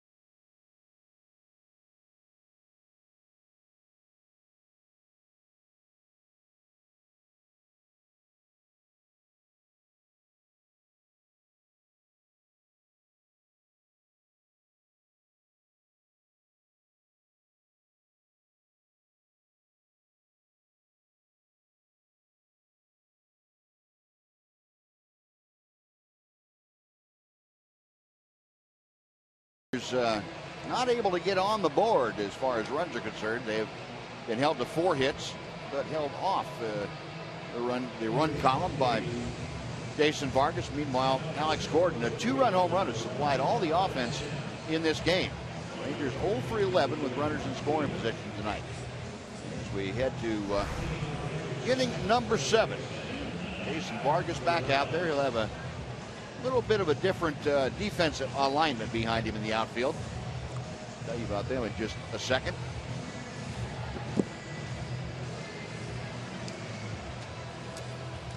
Adam Rosales steps in to lead things off for the Rangers here in the 7th inning. Rosales tonight has struck out and flied to right field. Jason Vargas, 87 pitches into the contest tonight, starting the 7th inning. The first pitch is in for strike 1. New center fielder Gerard Dyson, as he did last night, comes off the bench, takes over defensively, and moving from center to right is Lorenzo Cain. That seems to be the game plan. If the Royals have a lead after Aoki hits for the 3rd time, then Dyson goes in to play center field. Get their best defense out there when they've got a lead. 1 ball, 1 strike. Vargas back to the plate. Toward right center field. Cain had to adjust his route about halfway through it. Takes the catch for out number 1.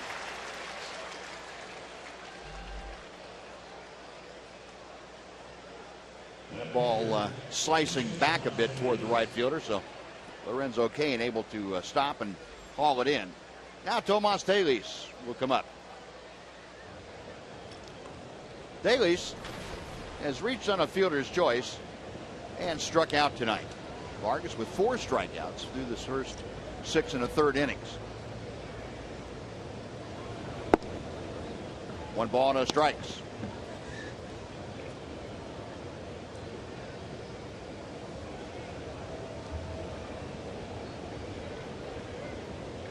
Vargas, next pitch. That's out of play to the right. We'll finish up the pitching matchup for you for the Seattle series. Again, it was Robbie Ross tomorrow night, Scott Baker on Friday. And then on Saturday, Nick Martinez takes the hill. He'll be opposed by the former Ranger Chris Young. And Sunday afternoon, Derek Holland gets his 2nd start. James Paxton. There's a bat helicoptering its way just over the Rangers dugout and back into the 2nd row. I don't even like to watch those things go into the stands. Oh, goodness.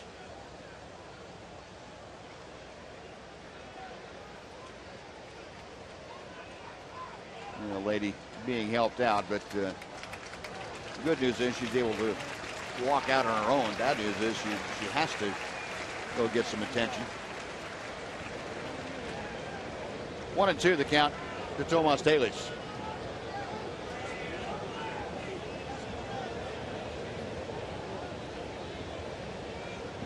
One out, bases empty at the top of the 7th inning.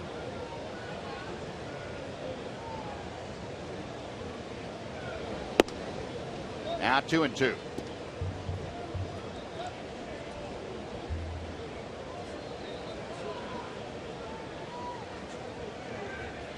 Vargas to the wind, back to the plate he comes. And a little chopper foul.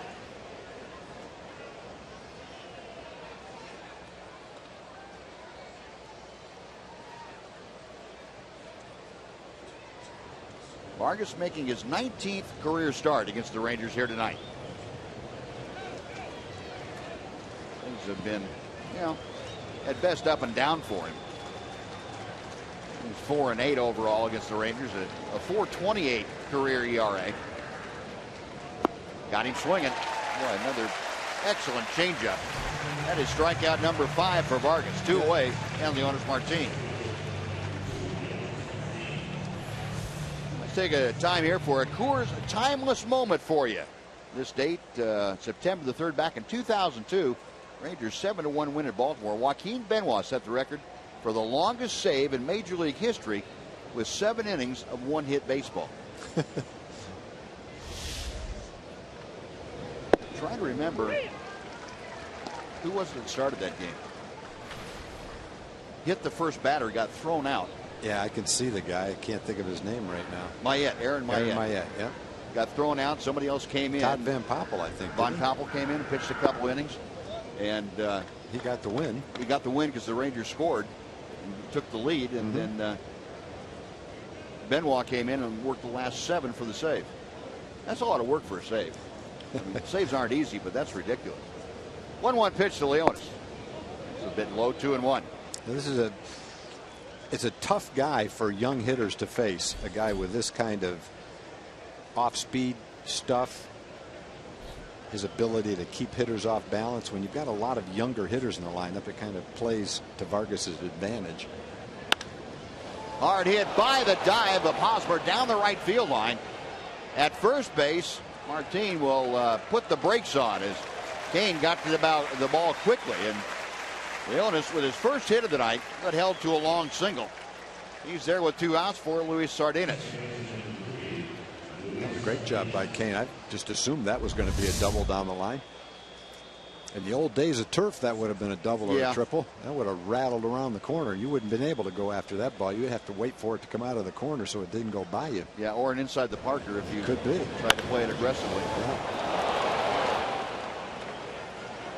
That's the advantage of speed in the outfield, not just tracking down fly balls, but cutting those balls off before they get into the corner. Well, Martin with his first hit of the night. Rangers now with 5 base hits off of Vargas, 2 outs. Luis Sardinas has grounded to short and flied to right. Sardinas with the average at 275 as he faces Vargas. Luis also a switch hitter. Takes high and outside for ball 1.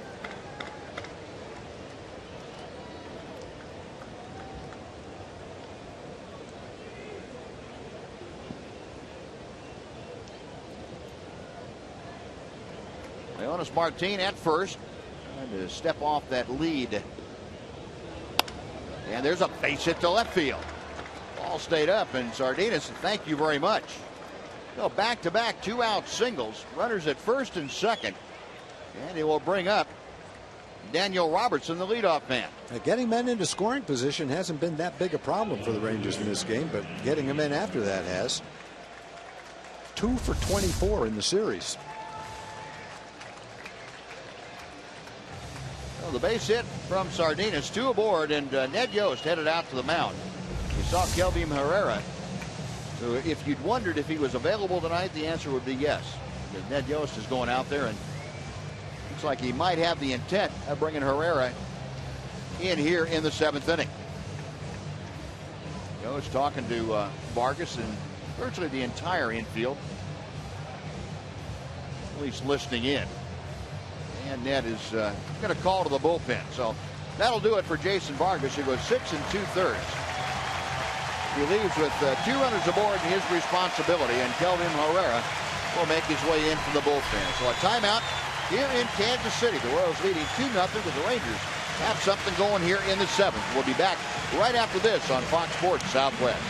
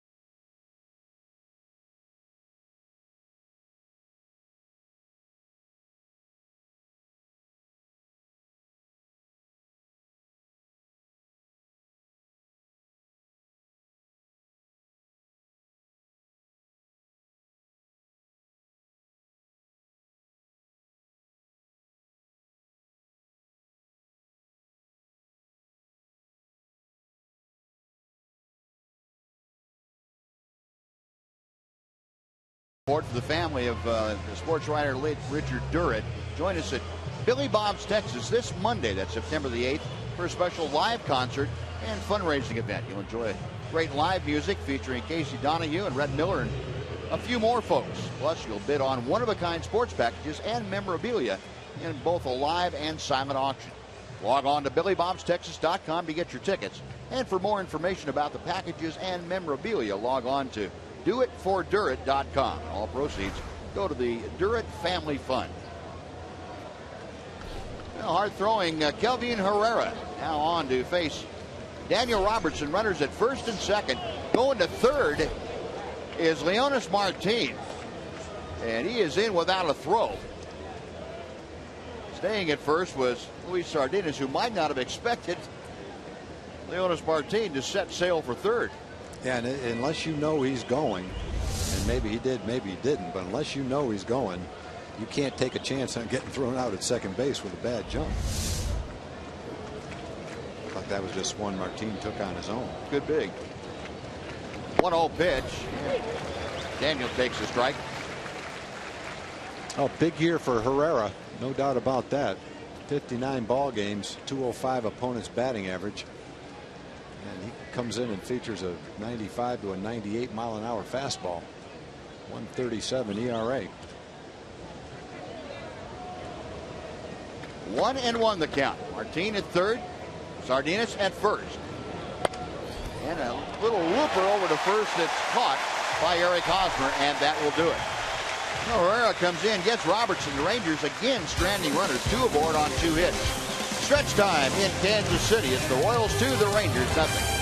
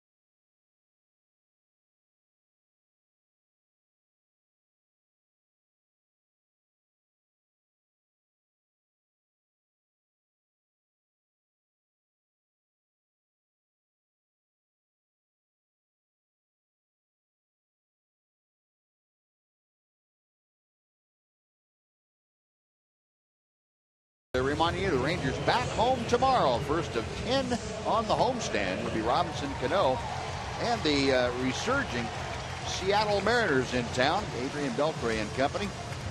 Pretty good batting race between those two hitters. Cano starting the night at .321, fourth in Major League Baseball, and Adrian Beltre third with that .323 average.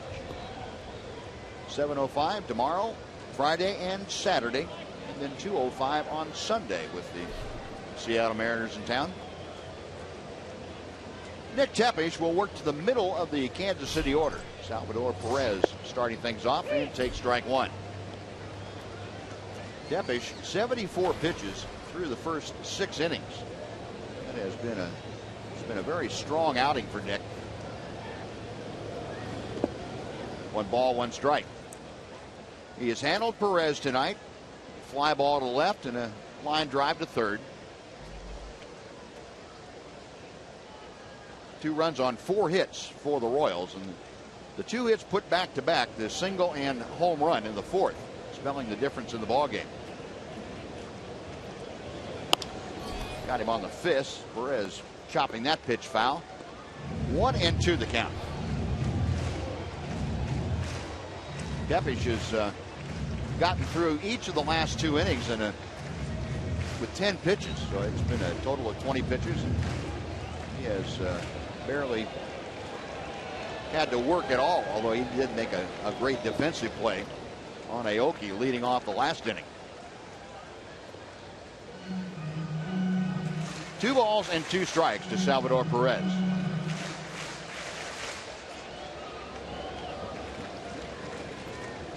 Perez, this year's all-star starting catcher for the American League. The 2-2. 3-2 as Nick missed off the plate inside.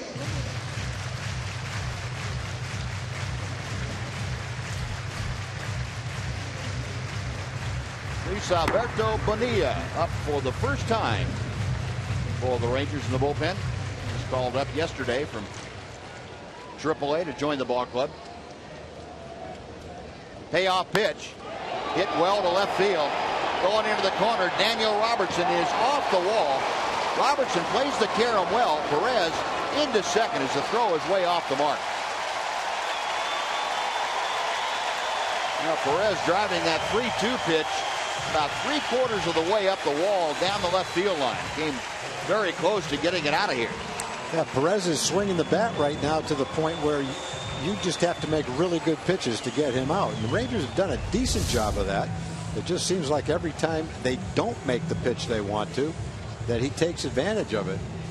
That's a pitch down and away in the strike zone, and he's able to get the good part of the bat on it and almost yank it right out of the ballpark down the line. Almost have to throw the ball off the plate to feel like you're making a good pitch to him right now.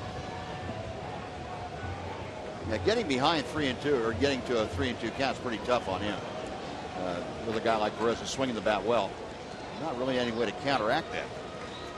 He's had the good series against the Rangers, and since the 1st of August, he's knocked in 24 runs. That's the 5th most over that period of time in the American League.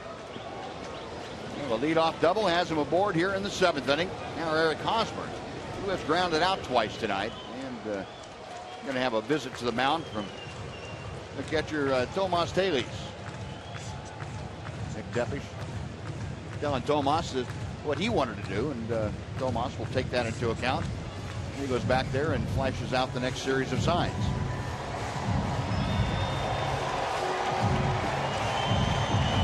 Rangers infield playing Hosmer around to the right. And a breaking ball hangs just a bit outside. 1 ball, no strikes. Hosmer a .310 career average against the Rangers.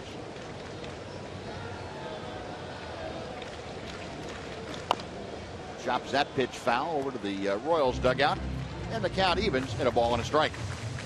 In this situation where you have to think Hosmer's going to try to pull the ball if he can.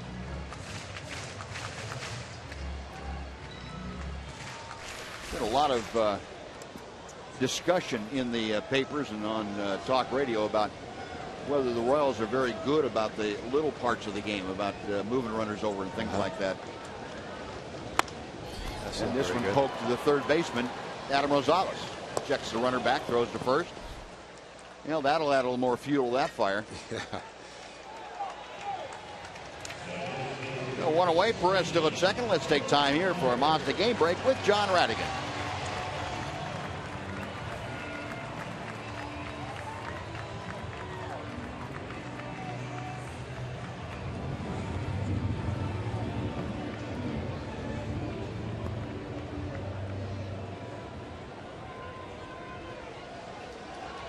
All right, John, thank you. Boy, that is going to be quite a race right down to the wire. Dodgers and Giants play each other 6 more times this last month.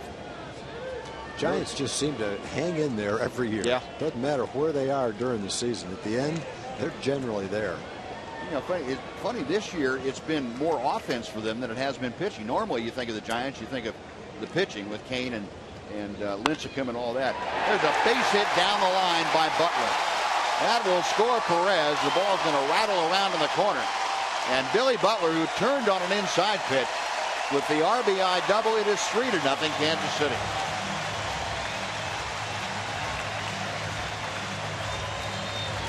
Well, Nick has made a lot of good pitches to Butler tonight. He struck him out and had a little tapper to shortstop.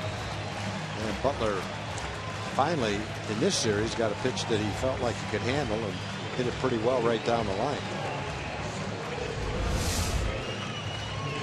It's a breaking ball that he didn't get where he wanted it. He was trying to throw that ball away, and it stayed inside. Butler is showing the inability to handle that breaking ball away, but that was a different story.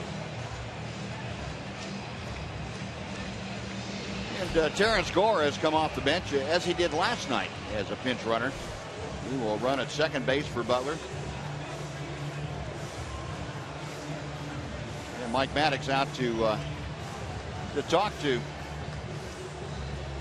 Tomas Dailies and Nick Tepe. Lorenzo Cain is the hitter. And Elvis having a little more of a discussion with Nick Tepe. Cain tonight 1 for 2. He has grounded to short. Single to right field his last time up.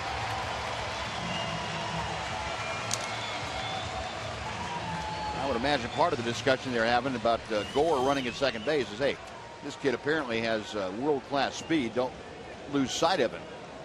You got one out and a man on second.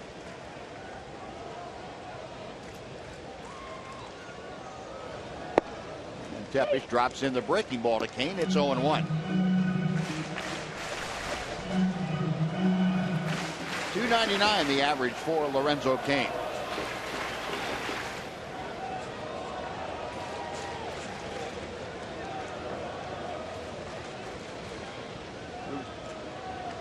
Sardinas almost holding Gore at second base.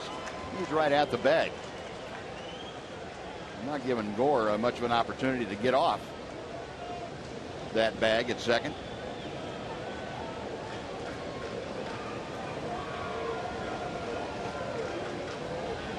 Oh, 0-1 to Cain.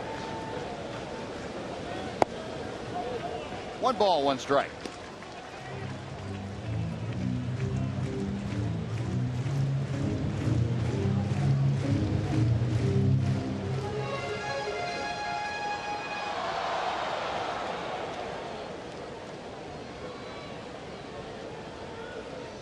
Nick okays the sign. A check of second. And the pitch on the inside corner. Cain didn't think so.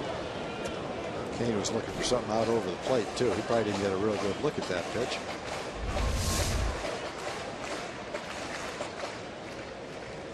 Maybe got a better look than I thought. Might have. Didn't need a good look to know where that one was.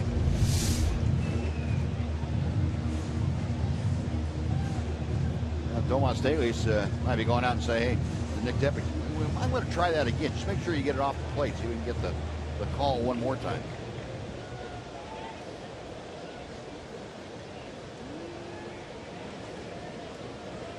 Tepish with the 1-2. Ground ball to short. And Elvis will throw out Cain. 2 gone with Gore staying at second. Next would be Mike Moustakas.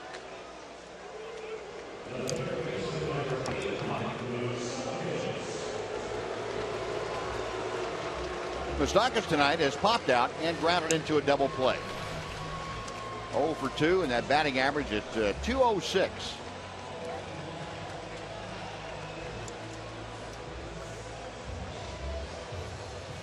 And Ron Washington not going to take any chances with the third matchup of the night between Moustakas and Tepish. That won't happen. Wants the left-hander to come in. Ron Washington out to the mound. Nick Tepish finished for the night after 6 2/3 innings. He leaves trailing 3-0 and 1 runner on his responsibility. Alex Claudio will take his place on the mound. We'll tell you about Alex when we come back after this timeout on Fox Sports Southwest.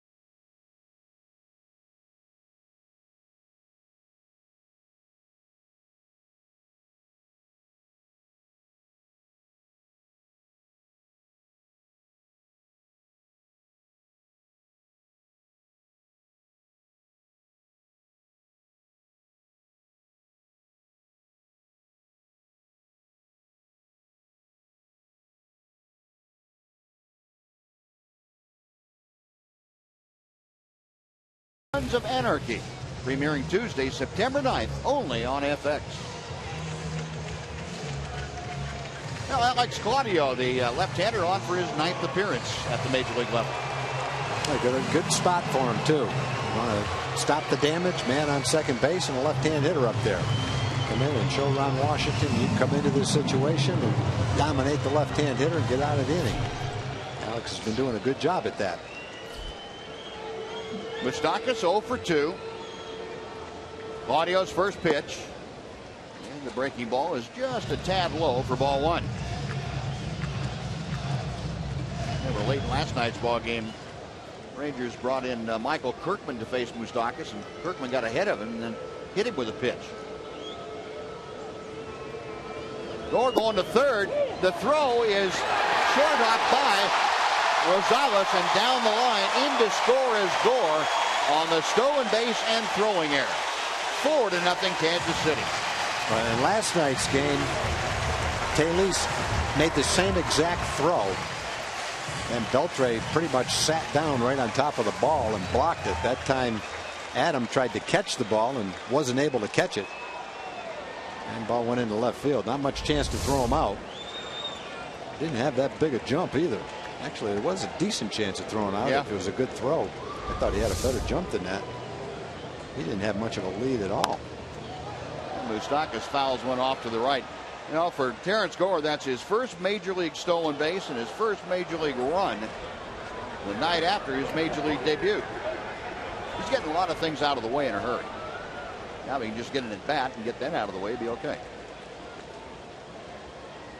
Bats might be tougher to come by. I would think so. I think that's his role. I would think so. Pinch running for the big guy. 1-2 pitch coming to Moustakas. Got him swinging. A nice job by Alex Claudio, although the Royals come up with 2 runs on 2 hits and an error, nobody left. We'll move on to the 8th inning. It's now the Royals 4 and the Rangers nothing.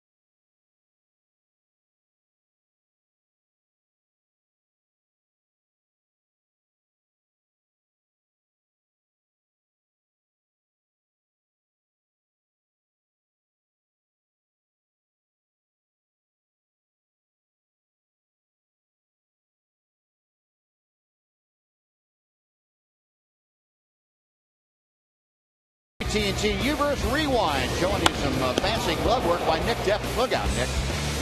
Larry Cosmer giving Nick a heartbeat, and then a bunt by Aoki. This is a great play. Tepper fields and throws all in one motion. We get the very speedy Nori Aoki.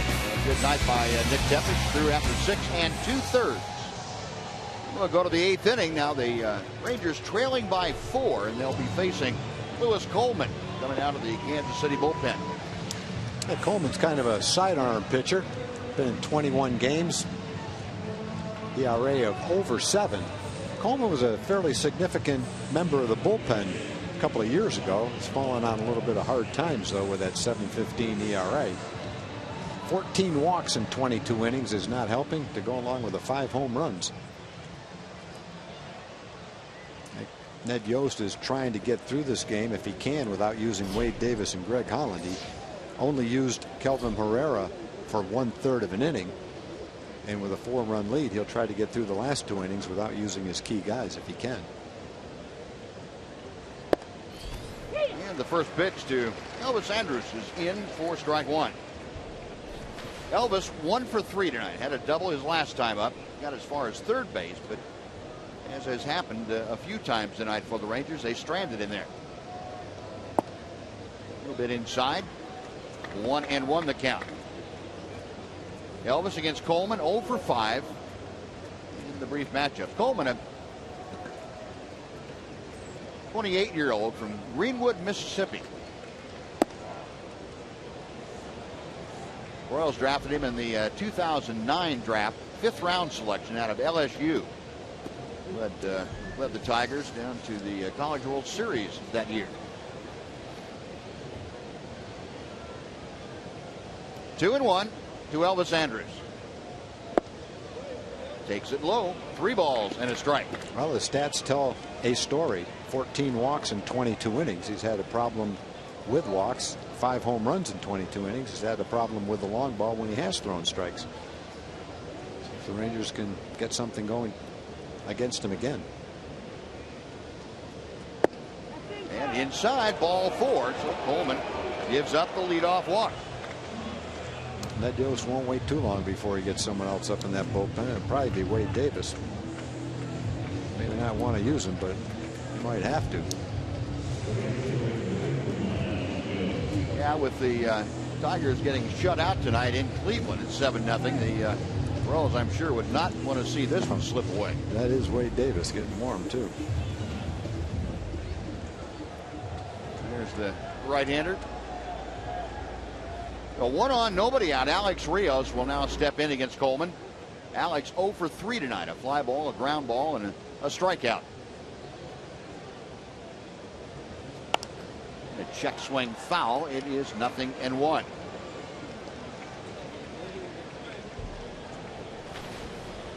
Rios at 281 as he faces Coleman. Coleman's been up and down the last 4 years now with the Royals.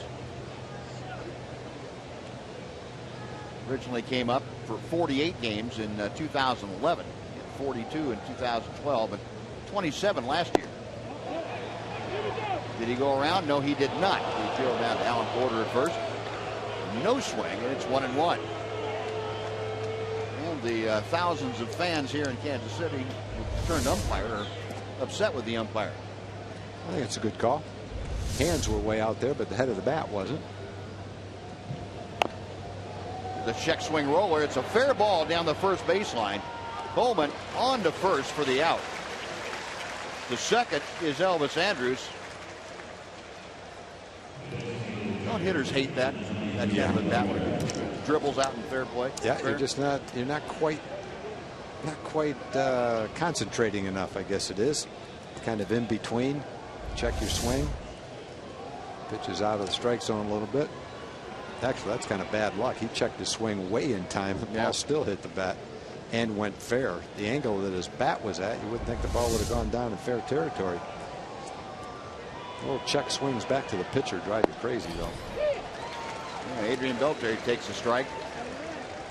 Yeah, I would think it's one thing to go ahead and have a big swing and hit a little dribbler, but a check swing like that, no. No, it doesn't give you much of a chance to do anything. Got cheated. Beltre 1 for 3. Reached on an error in the second, doubled in the fourth, struck out in the sixth. A good breaking ball from Coleman. See why Coleman would be pretty tough against right-handers. He's throwing from about shortstop by the time a hitter looks at it. That pitch can't look like it stays in the strike zone very long. 0-2 to Adrian.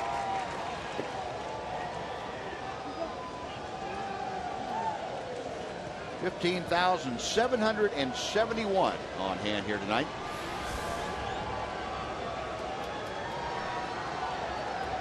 Very comfortable evening. Elvis at second. Rangers 0 for 12 with runners in scoring position. And that pitch just inside. 2-2.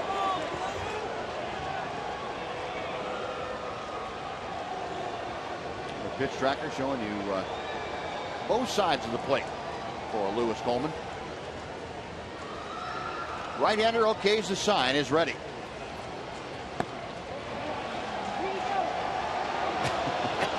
Adrian got that. He might as well just walk down there and ask him himself. He's halfway to first base.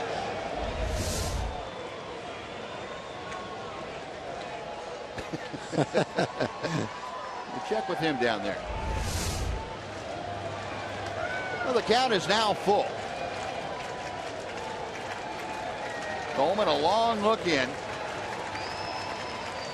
Now the right-hander is ready for the payoff pitch.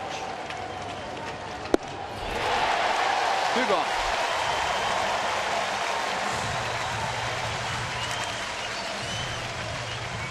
And before Ryan Rua steps in, let's take a look at tonight's selection for our AT&T fan photo. Tonight, the photo from Casey is our selection for the evening. Thank you very much, Casey. We appreciate that, and thanks to the folks at AT&T for making this possible. For those of you who would like to tweet your photo for a chance to have it shown on one of our upcoming broadcasts, hashtag Southwest Fan Photo. Ryan Rua gets fisted and fights one off foul for strike 1.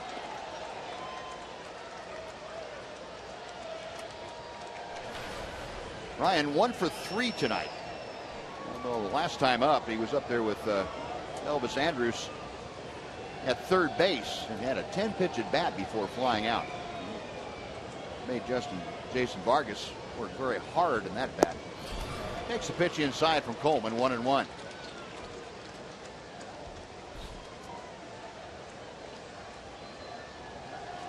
Coleman last worked on Friday night.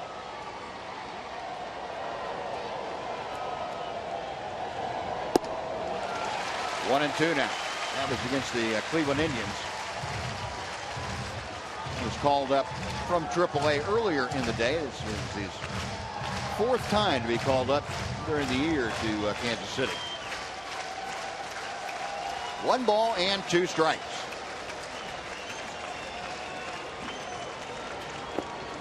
Off the glove of Perez, so down to third goes Elvis Andrus. And the count moves to 2-2. Wild pitch. Charge to Coleman.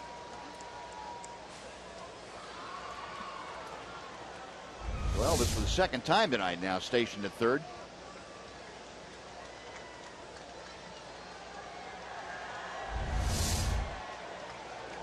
Coleman back up on top of the hill. Rua back in the batter's box. The 2-2 pitch. Up the middle, off the mound, into center field, a base hit. Elvis will score. Rua with the RBI single. And that makes it a 4-1 Royals lead. Ryan going right back through the box with that sharply hit ground ball. His 2nd big league RBI. That's a way to hang in there, too. He swung at a breaking ball out of the strike zone, gathered his thoughts, got a good pitch to hit, and ripped it up the middle. And the only risk was it was going to hit the mound and go right back to first base.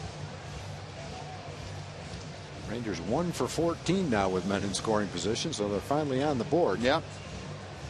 And that's going to do it for Lewis Coleman, as Ned Yost has gone out and made the signal to the bullpen. He wants Wade Davis to come on here in the 8th inning with 1 on and 2 out. Now we'll take another timeout here at Kauffman Stadium. The Royals leading 4-1 over the Rangers. Rangers something brewing here in the 8th. We're back after this on Fox Sports Southwest.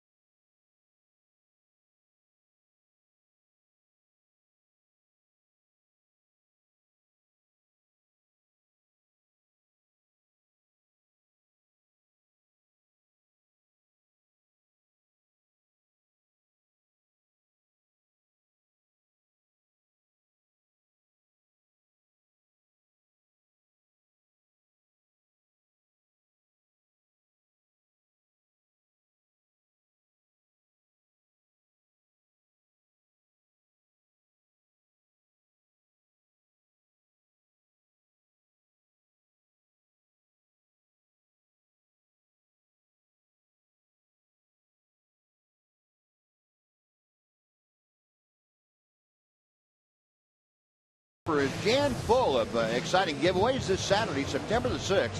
The Rangers celebrate Star Wars night. First 15,000 fans will get an R2-D2 beanie hat, courtesy of Chicken Express. Get your tickets at TexasRangers.com, or if you prefer, call 972-RANGERS. The Rangers have pushed across a run here in the 8th. They're looking for more. Rougned Odor has come off the Ranger bench to pinch hit, and he'll be batting against Wade Davis. Setup man for Kansas City. Setup man extraordinaire. The first pitch is high for ball one. Yeah, Davis has some incredible numbers. 90 strikeouts in 61 innings. But first game he came in against the Rangers. He got the job done, but he didn't strike anybody out. The Rangers hit a couple of balls hard against him. That's some pretty good swings. Now Ryan Rua at first. Rougned Odor a .252 average. He chops that second pitch foul outside the bag at first. It's 1-1.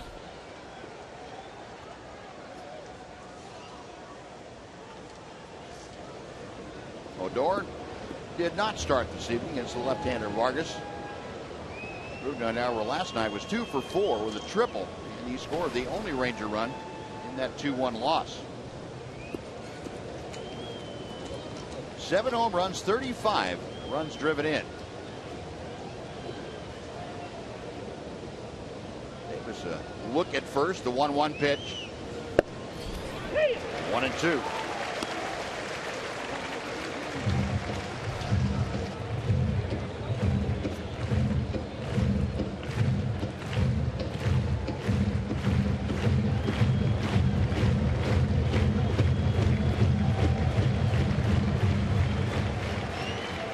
Hitting out of that deep crouch.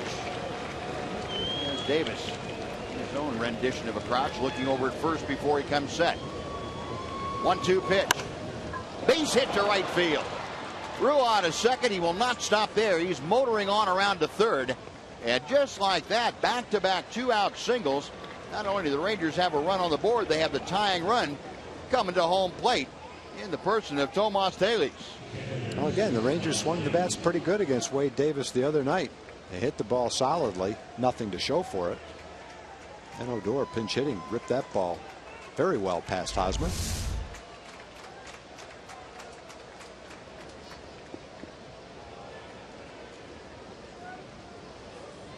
Off-speed pitch. Yeah. Not a terrible pitch either. Well, the Rangers now with 8 base hits tonight, and a couple of more hits with runners in scoring position. They'll be right back in the middle of this game, trailing 4-1. Tomas Telis tonight 0 for 3. He has struck out his last 2 times up. Davis drops in that hook over the outside corner.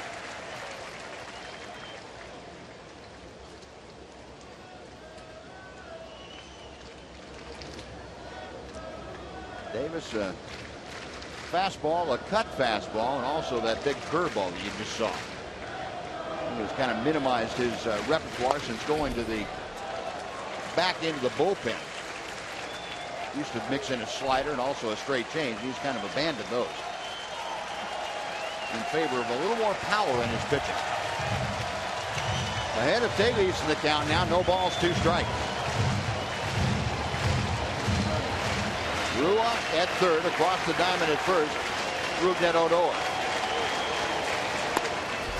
Ground ball slowly hit out to Infante. Flip on to first, and that'll do it.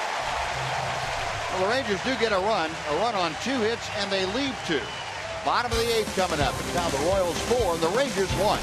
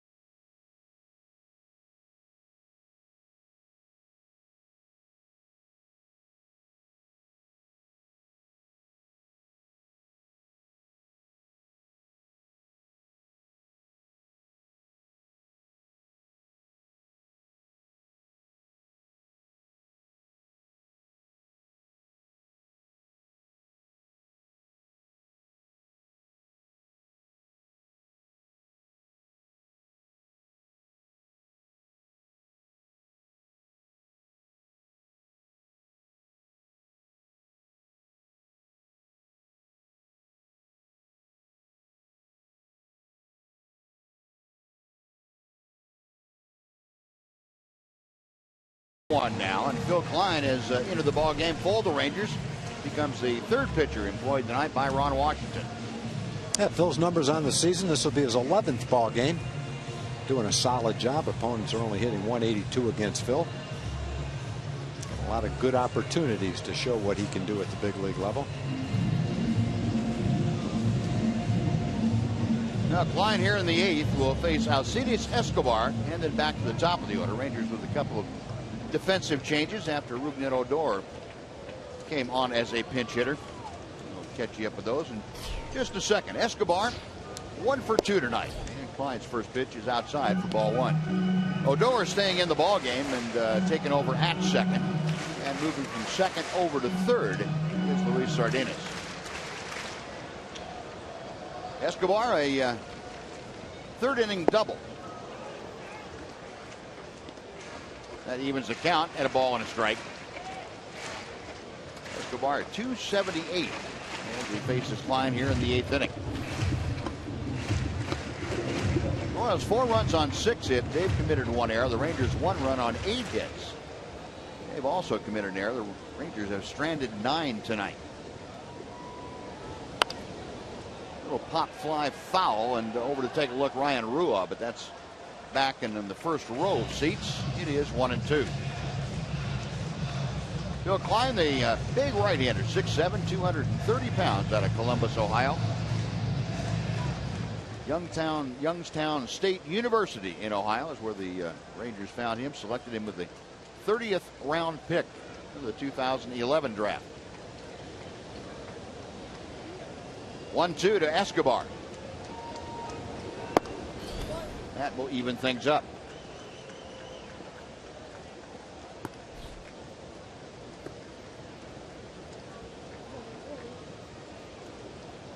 Royals, as it stands right now, have a 1-game advantage over the Tigers, who were shut out by the Indians tonight.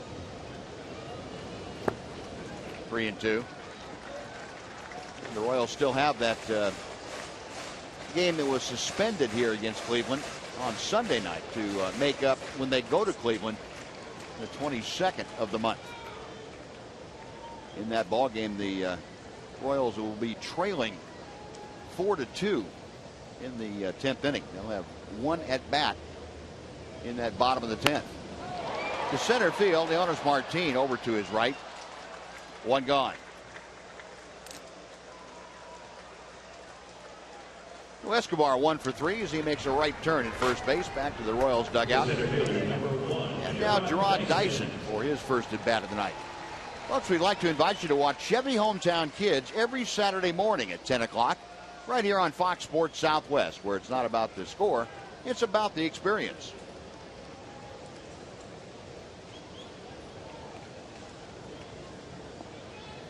Gerard Dyson, who entered the ballgame defensively in the 7th inning. Up there for the first time this evening, a 289 average. Dyson, a home run, 23 driven in. The speed merchant at the top of Ned Yost's order when he gets to start. When he doesn't, he usually takes over for Nori Aoki as the game goes on. Yeah, you can make a case he's an everyday player. Yeah. I guess he doesn't play on the days where he doesn't start and they're behind probably. If they've got a lead, he's going to be in the ball game. Pitch, chopped foul, and right at home plate, and it's 1-1.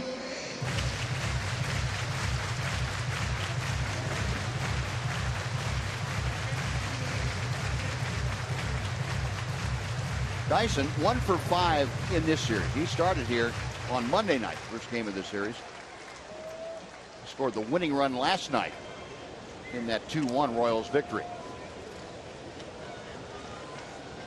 Klein's 1-1 pitch. Going to be a tough play for Klein. Throws, and great catch by Ryan Rua. That went right by Dyson's ear. And Ryan had to reach into the runner. That's the way a first baseman can get hurt. When you have to reach, if the runner goes right through your arm, boy, he can really hurt you.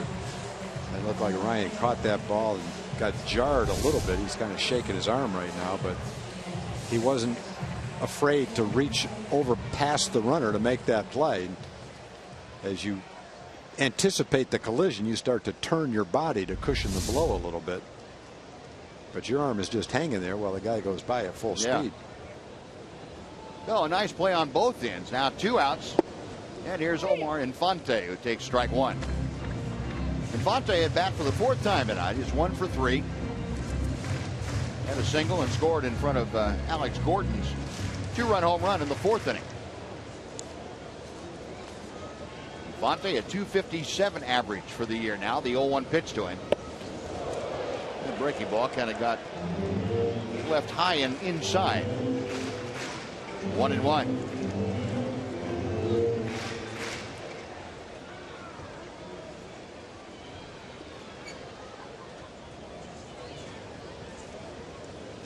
Line sets again. And misses low and outside. 2 balls and a strike.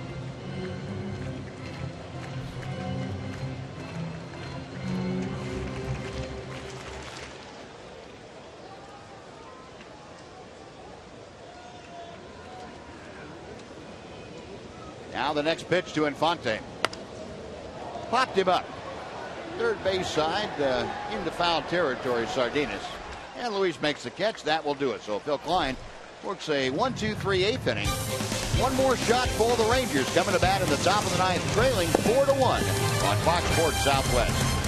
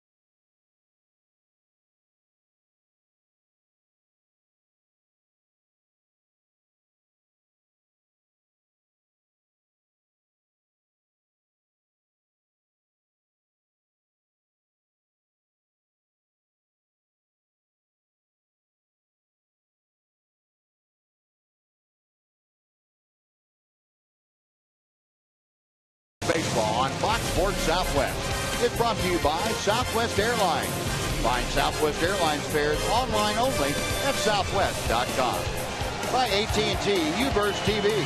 Find out what's possible with AT&T. Call 1-800-PIC-ATT, mobilizing your world. And by your Texas Ford dealers. The Ford Summer Spectacular Sales Event. Now playing at a Ford dealer near you.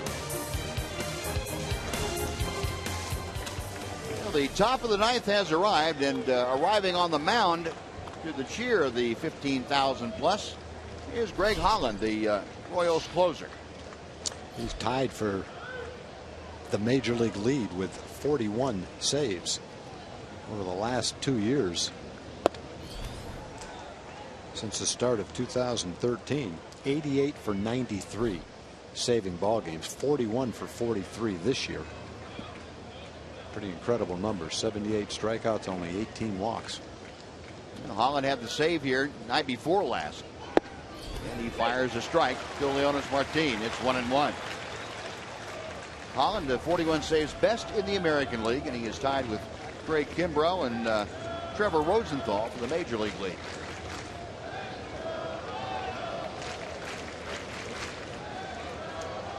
Martin 1 for 3 tonight. Singled his last time up.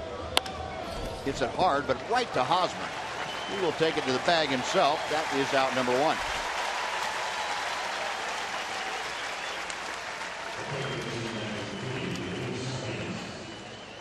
Well, Holland gets the first out. Now Luis Sardinas coming up. Hey, what the Rangers in the 3 games here haven't been exactly overpowered by the tail end of the Kansas City bullpen. They've had some pretty good at-bats against them. Just nothing to show for it. Yeah, Davis has pitched twice. Inning and a third, didn't strike anybody out.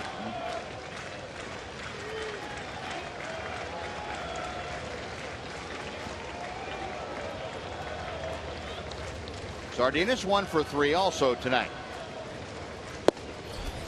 1 ball, no strikes.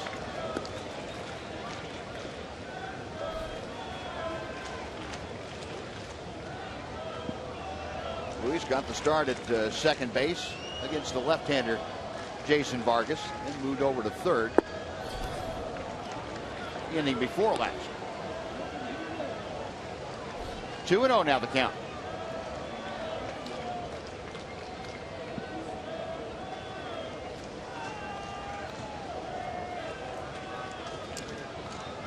Holland to the plate.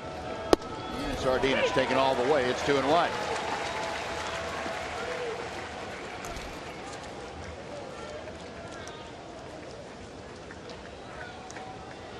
Sardinas still just 21 years of age.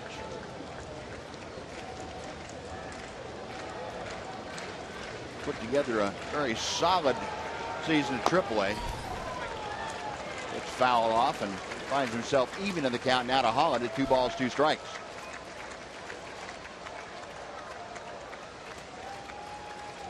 Holland, a 28-year-old from Marion, North Carolina.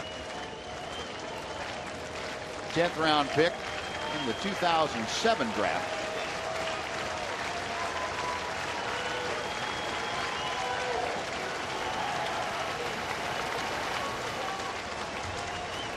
Not a big right-hander, just 5'10", and goes about 205. Kind of stocky in the 2-2 pitch.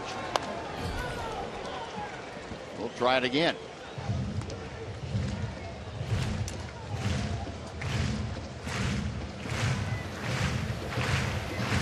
Ron Washington's club trying to find a way to come back in this game and snap this 4-game losing streak before they head home.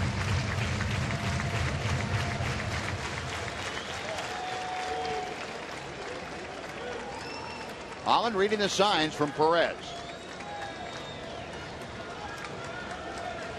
And another chop foul. So Sardinas having a pretty good at bat, staying alive on some tough pitches. Last year, Greg Holland averaged almost 14 strikeouts per 9 innings.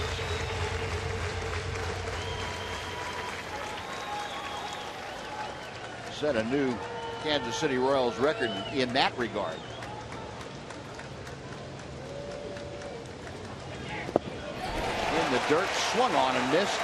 And Sardinas is gone on strikes, 2 away. Now Holland's got an exceptional fastball, but a lot of his strikeouts come on a slider or splitter. When you're geared up for the fastball, you have to be. And then he throws, that looked like a splitter right there. And he'll get you to swing at it out of the strike zone.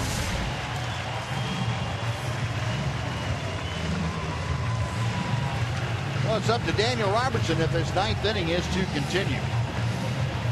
Robertson 1 for 4 with a 3rd inning double. Daniel at 295 now with the average.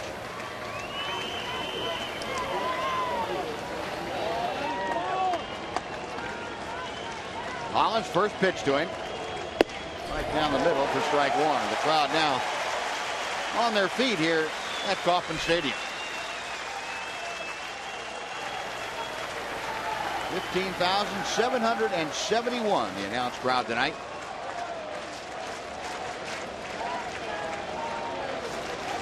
Oh, 1 pitch. A ball and a strike.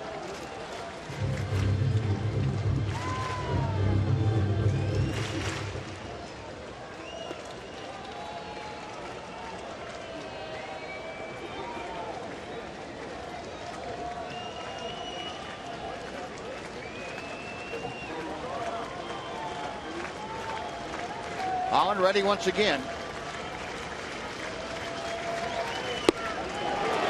1-2.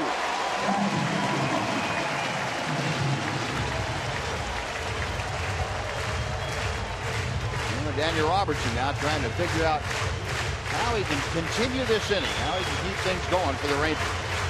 4-1 Kansas City. Elvis Andrus in the on-deck circle, hoping to get a shot at Holland here in the 9th inning. The 1-2 offering. Got him swing. Holland strikes out a pair, has a 1-2-3, 9th inning, and the Royals win their 3rd straight as they send the Rangers down to defeat 4-1 the final here tonight.